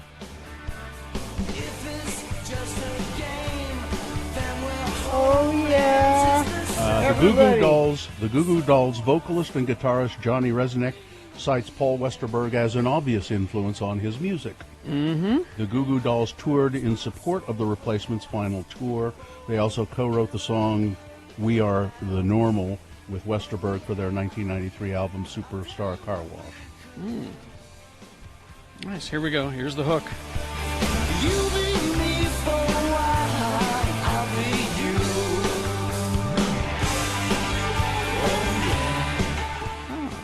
Oh, I guess "Dyslexic Heart" was just Paul Westerberg's solo, not. Okay. That's why I can't find it under my Replacements list here.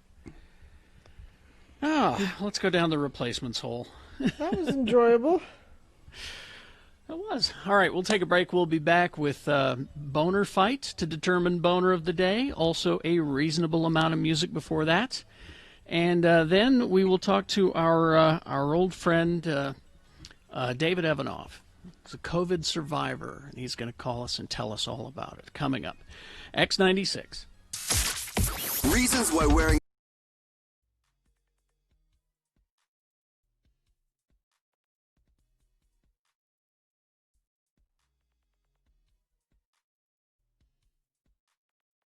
From celebrities to moms right here in Utah, more and more women are consuming their placentas in pill form. Don't do that.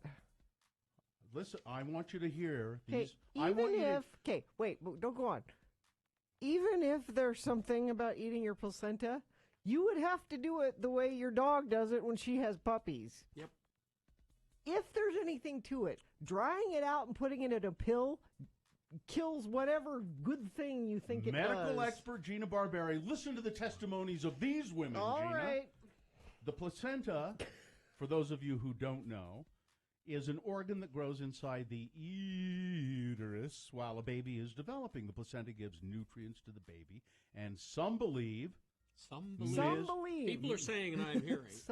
Ms. Barberi, not among them. No. But some people are saying, and I'm hearing, and I have the tendency to believe when some people say and I hear, Mhm. and then I believe, that it is also capable of giving mom key nutrients even after it, that is the placenta, and the baby are delivered. Quote, so what happens is, studies show that about 72 hours after delivery, once the placenta is delivered, hormone levels drop, said Rachel Talley, a midwife, Gina, and herbalist. Are you either of those two things? Wow, a midwife and an herbalist. Are you? I am neither of those. All right. All right, then. Are there any, I let you take out your credentials and show me. Are there any doctors or scientists around? Carrie? Studies, Carrie? Studies? Studies Herbalist, say, herbalist. according to this midwife And a Midwife study, and herbalist, a study could be, you know, Okay. I've studied things, and that's a it study. takes 4 to 12 weeks statistically,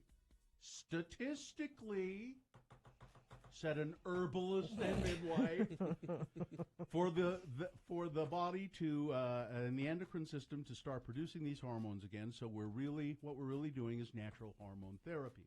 After Miranda Hansen delivered her second child, she said she felt the despair of postpartum creeping back in. The first 5 days was like a flashback, she said.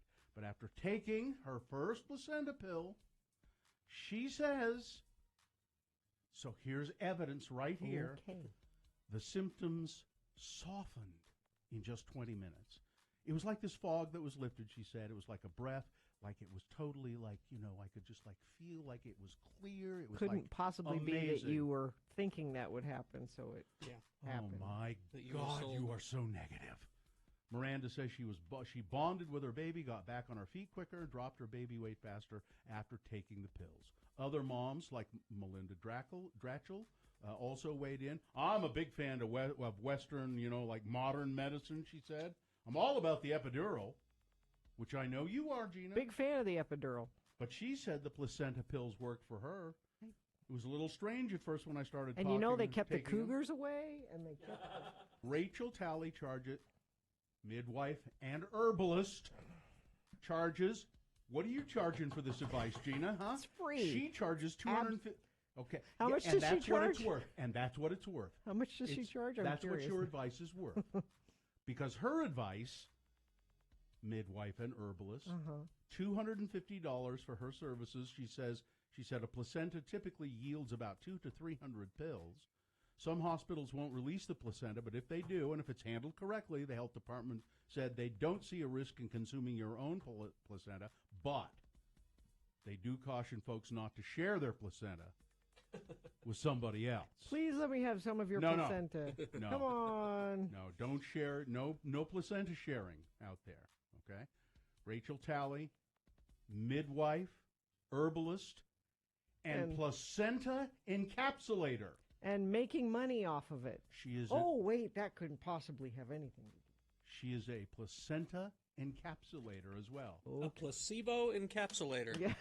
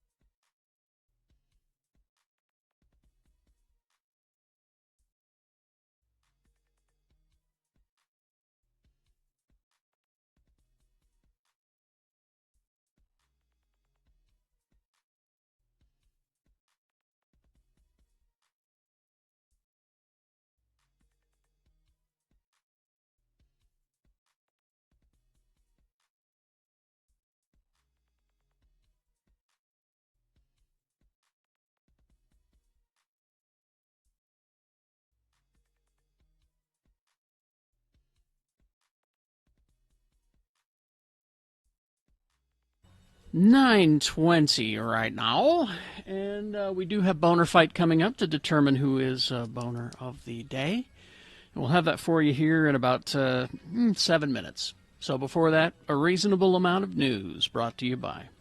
During the month of August, Scott Hale is offering a $39 AC tune-up. Call Scott Hale, 801-264-HALE. Well, after sharing her new song, My Future, Billie Eilish, whose uncle I know quite well, I'm supposed to have lunch with him next week, as a matter of fact, is inviting you, Billie Eilish is inviting you to explore your future. In partnership with Spotify, the bad guy singer has launched a new microsite that allows you to write a letter to your future self. After you finish, you can pick a date to up to 2 years from now that the letter will be sent back to you. You can get started now via myfuturewithspotify.com. Eilish premiered My Future at the end of July. It's her second new track of 2020, following her James Bond theme song, No Time to Die.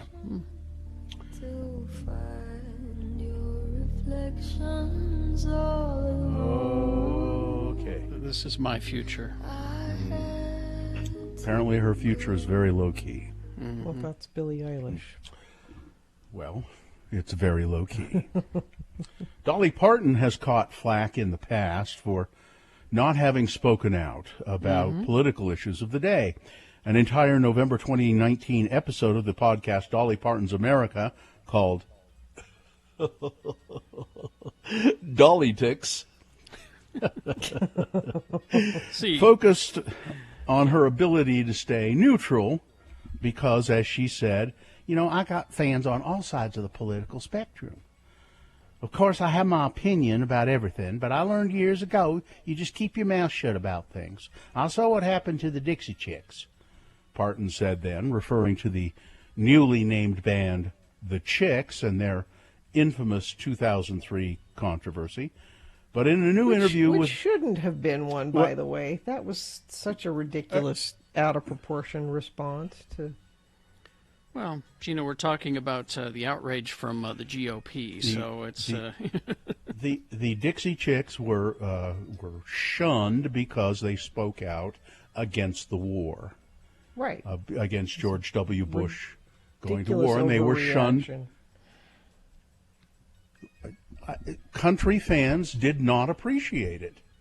I don't know if it was an overreaction by your lights, but not by theirs. They didn't like the fact. The country fans didn't like the fact. They supported the war. They support our troops on their cars and their pick-em-up trucks, and they didn't want their musical stars to speak out against the war. So it wasn't an overreaction. It was their reaction. Now, from a group that is known to overreact, just so you know. Yeah. I mean, it's what they do. It's what they did. They didn't agree with the Dixie Chicks, and so they let their voices be known. That's what they did. But that's not the point of this story. The point of this story is Dolly Parton, who says, I have an opinion on everything, but I try to keep my mouth shut. I saw what happened to the Dixie Chicks. But in a new interview with Billboard magazine, the country legend, that is Dolly Parton, was adamant about her feelings on protesters and the Black Lives Matter movement. I understand people having to make themselves known and felt and seen. And, of course, Black Lives Matter. Do we think our little white asses are the only ones that matter? No. The Jolene singer also commented on dropping the word Dixie from the name of her medieval times-like dinner attraction, Dolly Parton's Stampede. Wait a minute. Medieval times-like dinner attraction? Are you jousting as Dolly Parton? How? Is this hillbilly jousting? Is this... What? I want to know more about this. I know you say the story isn't about that, but that is what I am interested in. I think it's self-describing, isn't it? It's a medieval times-like dinner attraction. Dolly Parton's Stampede. Okay. And they have dropped the word Dixie from the name. Now, she made the change back in 2018, well before music groups like the Dixie Chicks, or now the Chicks, and Lady A, which was Lady Antebellum, made similar moves. They are such a thing as innocent ignorance, and so many of us are guilty of that, Parton said. Now, when they say a Dixie was an offensive word, I thought, well, I don't want to offend anybody. This is a business. We'll just call it the Stampede instead of the Dixie Stampede. As soon as you realize that something is a problem, you should fix it. Don't be a dumbass. That's where the heart is. I would never dream of hurting anybody on purpose. Now I'm looking on the Dolly Parton Stampede website. Mm-hmm. And she has two locations, one in Pigeon Forge, Tennessee. Mm-hmm. But you want the original. That's the original. Is that the original? Yeah, sure. And That's then, where she's from. And then one in Branson. Mm-hmm. Now, apparently it is like a medieval times thing, but it's like, trick roping and, Hatfield and McCoys. And you pick a side. You pick a side, though, and you root for your side. And yeah, so it's like medieval times. You pick your champion, and they serve you. They probably serve you a really crappy meal, and you root for your side. And you eat with your hands. There's no silverware. Probably. Yeah, and you can order some of Dolly's original creamy soup mix online from the kitchens of Dolly Parton Stampede. Yeah. And it used to be the Dixie Stampede. But then I realized that was offensive. She's good. I like her. Yeah. A fourth person now has been charged by federal authorities in the burning of a Salt Lake City police car in May during a protest against police violence. Letitia Richards of Salt Lake City faces one count of arson for allegedly throwing an article of clothing onto the police car. And before you ask, Gina, it doesn't say what article of clothing. And then also she is known as Letitia Catherine Richards. She appeared in court with her attorney via Zoom. She has not turned herself into the U.S. Marshal Service. The judge ordered Richards to turn herself in by Friday, today, after he found her to be a danger to the community, he said. He ordered her to be held without bail pending trial. The burning of the police car was one of the most memorable images from the protest that day. She is the fourth person to be charged with burning that police car. New Zealand has locked it down again. So they were COVID-free for a few days, and now the Prime Minister, Jacinda Ardern, has announced a 12-day extension of the country's COVID-19 restrictions after a cluster of cases grew to 29 in the country. There are 4 alert levels in New Zealand, and Auckland has been on level 3 since Wednesday. The rest of the country is on level 2, and Prime Minister Ardern said both would be extended. New Zealand has had success containing coronavirus and went 102 days without a community transmission. The origin of the cluster in Auckland, New Zealand's largest city, is still being investigated. The Prime Minister said the decision to extend the restrictions was in keeping with a cautionary approach and New Zealand's philosophy of going hard and going early. She said that 12 days, she thought that they could identify the cluster and kind of contact trace it. That 12 days would be an adequate amount of time to do that. Let's see. Alexandria Ocasio-Cortez. Yay! Took Donald Trump to school after the president attacked the congresswoman as, quote, a poor student. I won't say where she went to school.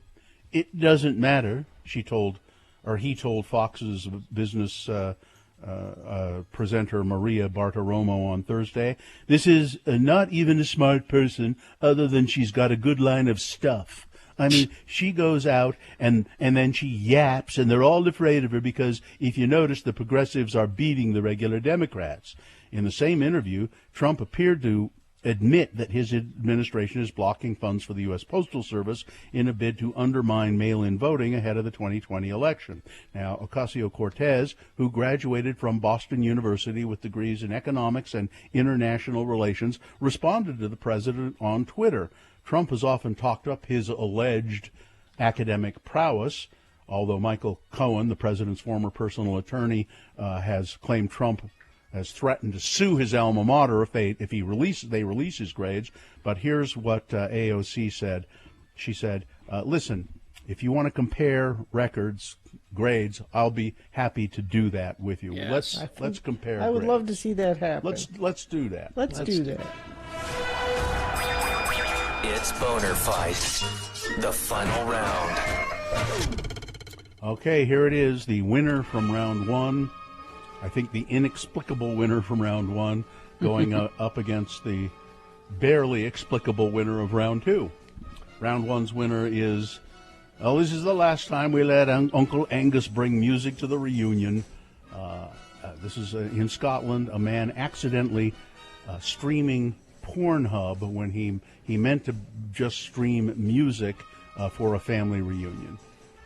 It was their uncle, and they're never going to let him do that again. Going up against number two, pee in a bucket. Oh, okay, then pee in a bottle. Law students in Great Britain taking remote law tests on their computers. They say you can't leave the computer for 2 hours and 45 minutes during the test. You can't leave to go to the bathroom. If you have to go to the bathroom, you'll just have to use a bucket or a bottle. That's number two. All right, you've got to decide of these two candidates which one should be Boner of the Day, 1 or 2. Remember your candidate number. Put that single digit. That number is all we need in the message of a text. Text it to 33986, or you can call 877-602-9696, or you can go online. As soon as you get to x96.com, refresh your browser, because then that will make it so that the window appears Boner Fight August 14, 2020, and you can vote there online. You have until the end of these messages to do so. X96.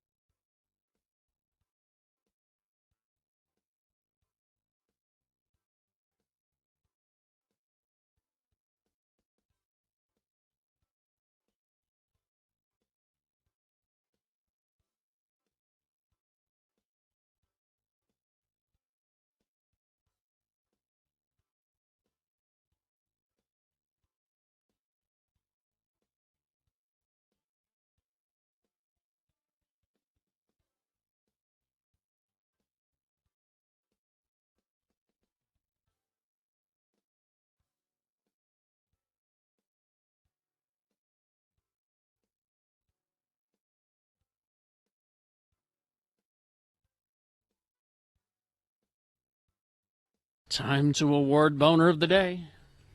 And it's brought to you by corn and some manchego cheese and then a big bowl of popcorn later on in the day. Nice. That's a lot of corn. And Diversion Eatery offers brunch weekends from 11 to 3.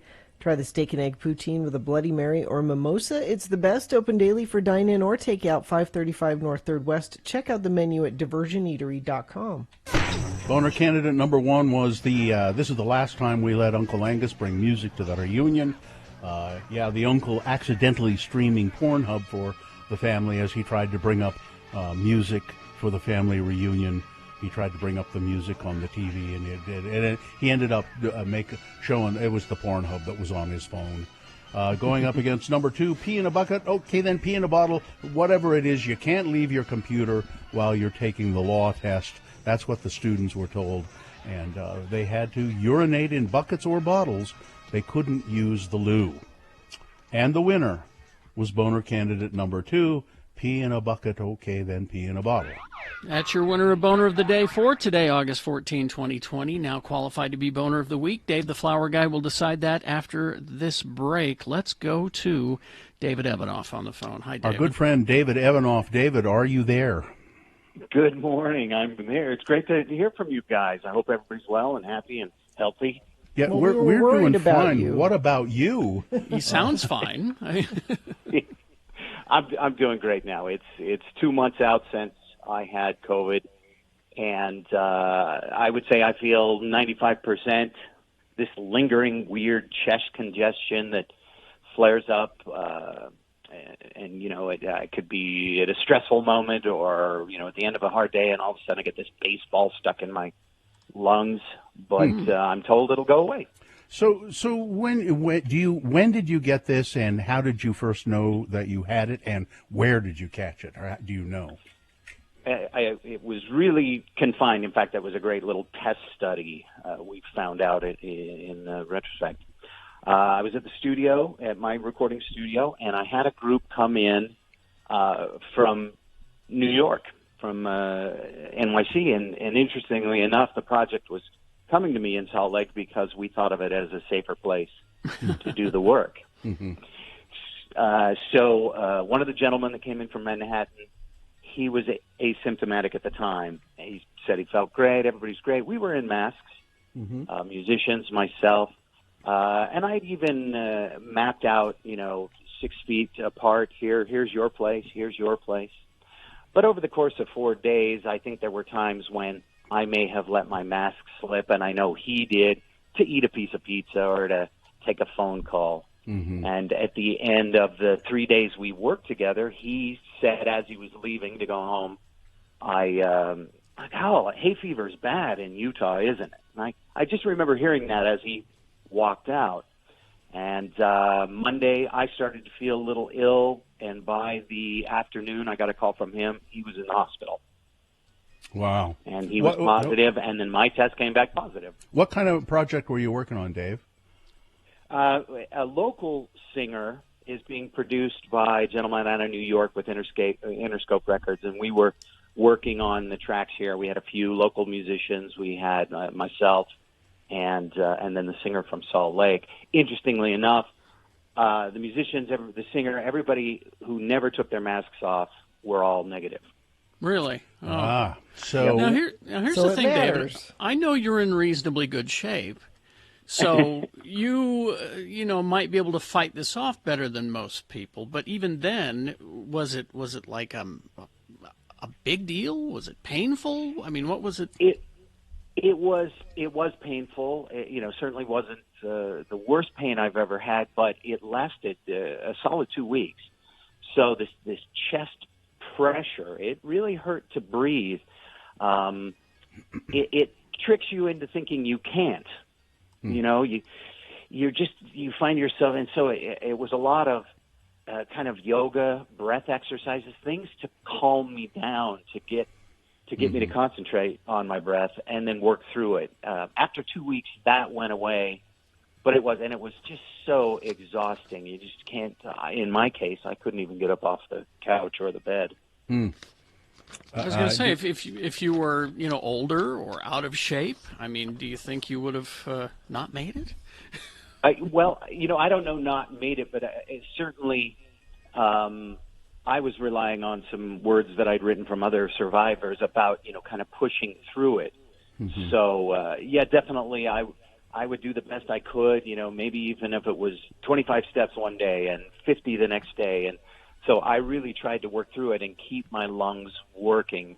Now, I never had to go to the hospital. I had an oxygen meter, and I was told if it got below a certain point, to get in.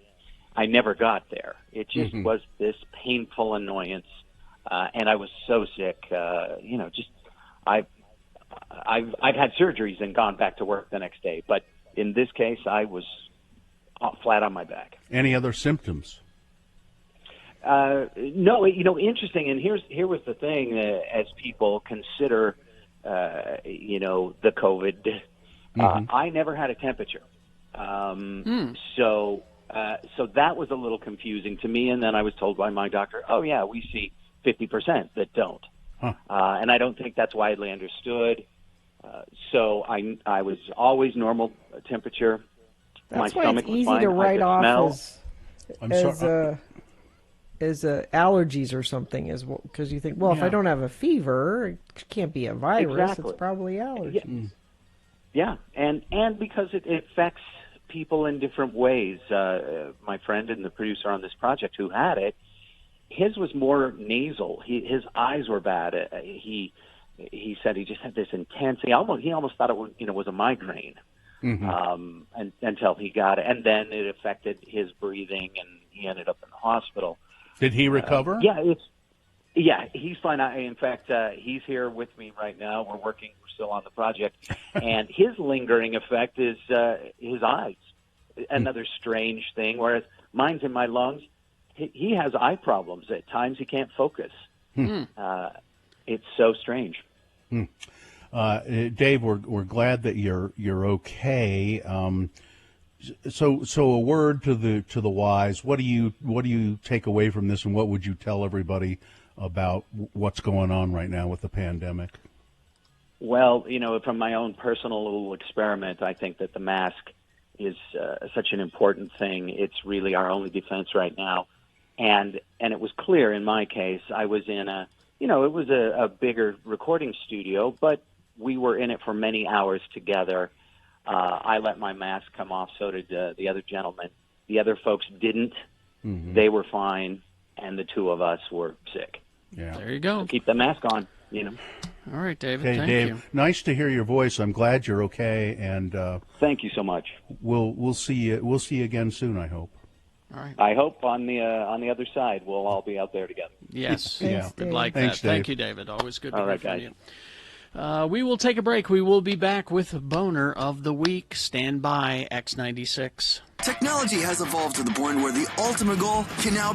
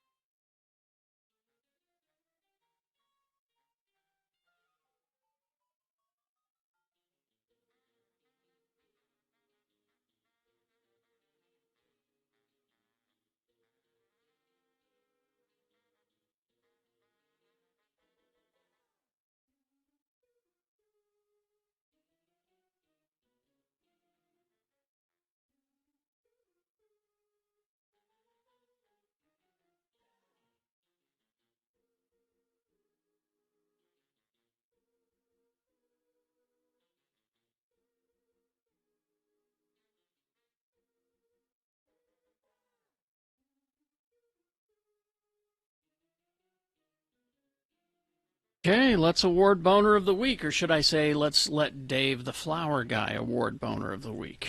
Ahoy, hoy, Dave. Oh, hi. Are you ready? Are you set? Yeah, I'm ready. Okay. Dave is there. He's listened to all of the Boner candidates this week. We're going to just run through them real quickly, give you an overview, but I think Dave probably will make up his mind here at the very last minute as he hears these. Monday's Boner candidate, I am from the FBA. A maskless woman claiming to be from the Freedom to Breathe Agency was filmed falsely informing a grocery store worker she was from this agency, and if you force your customers to wear masks, you can be sued. You can be jailed, she said. No, not true. Boner candidate number 2 from Tuesday, you're making me do this, son. This is the 8-year-old kid who was put, well, they tried to put the kid in handcuffs, and he was too small. He was too little. The cuffs kept slipping off, so the police officer marched him to the police car, put him in the police car, said, we're taking you and putting you in jail. This is your fault, son. This is your fault. Boner candidate number 3 from Wednesday, well, I guess he couldn't resist. This is an L.A. police officer, now fired, but a police officer who was caught on his body cam. All the other officers had left the room, a deceased woman there. He decides he's going to fondle her. Boner candidate number 4 from yesterday, I can already hear the whining. This is a sheriff forbidding his deputies from wearing face masks because, well, we have to communicate with the public, you know? And then Boner candidate from today, pee in a bucket, okay, then pee in a bottle. We don't care. You just can't leave your computer. Dave, which one's the worst? Number 3. Number 3, I Wednesday. thought so. Yeah, it was the little kid with the handcuffs. Yeah. Thought so. That was awful. Awful. You did not do that, too. Yep. No. Nope, you should not. You're absolutely right. Dave, we're going to have to let you go. We're very late today. Please take care of yourself. Be safe. Okay. And hey, Dave. Yeah. Say hey to your mother for us. Say hello to your mother. Okay. Okay, bye. Okay. Bye. Bye. Bye, Dave. He's not going to say hi to his mother for us. I I know bet he he does. I don't He think he will. will. Do you think No, he'll he lean in will. there and go, hey, Mom, they said hi? Yeah, I bet he Listen, does. Irma's listening. We should just say hi. Hi, Irma. There. Hi, how's that? Irma. There we go. That works. Let's see. Any plans for the weekend? Anybody? Well, I think Bill should head to Pigeon Forge, Tennessee. Oh, don't make. Oh, That's what I Gina think. made me look up the dinner menu at Pigeon Forge, Tennessee. Dolly Parton's Stampede that they do there. The picture of this dinner plate. On this plate, there is This a is one whole person. chicken. This is for one person. A whole chicken, a pork loin, a cobbett of corn, a bowl of creamy soup, a potato, a half a potato, seasoned potato, a big old biscuit. Then off to the side is it looks to be a turnover, glazed with a nice icing, and a Coke in a mason jar. In a There's mason jar. A Of course. Coca-Cola, a Coca-Cola, probably an RC, in a mason jar. That's God, for that one looks person. delicious. For one person. That's And way Bill, too they're much holding open auditions Huh? What? for the Stampede. I could see you as being like the ring announcer. Oh. Welcome to the Dolly Parton Stampede dinner attraction. Ladies and gentlemen. Oh, here we go, Bill. This is the opportunity for Gene's Wall Live. Yeah. This is it. All right, partners, are you ready for the Stampede? I'll go with you. That'd be I'll be good. Gene's Wall.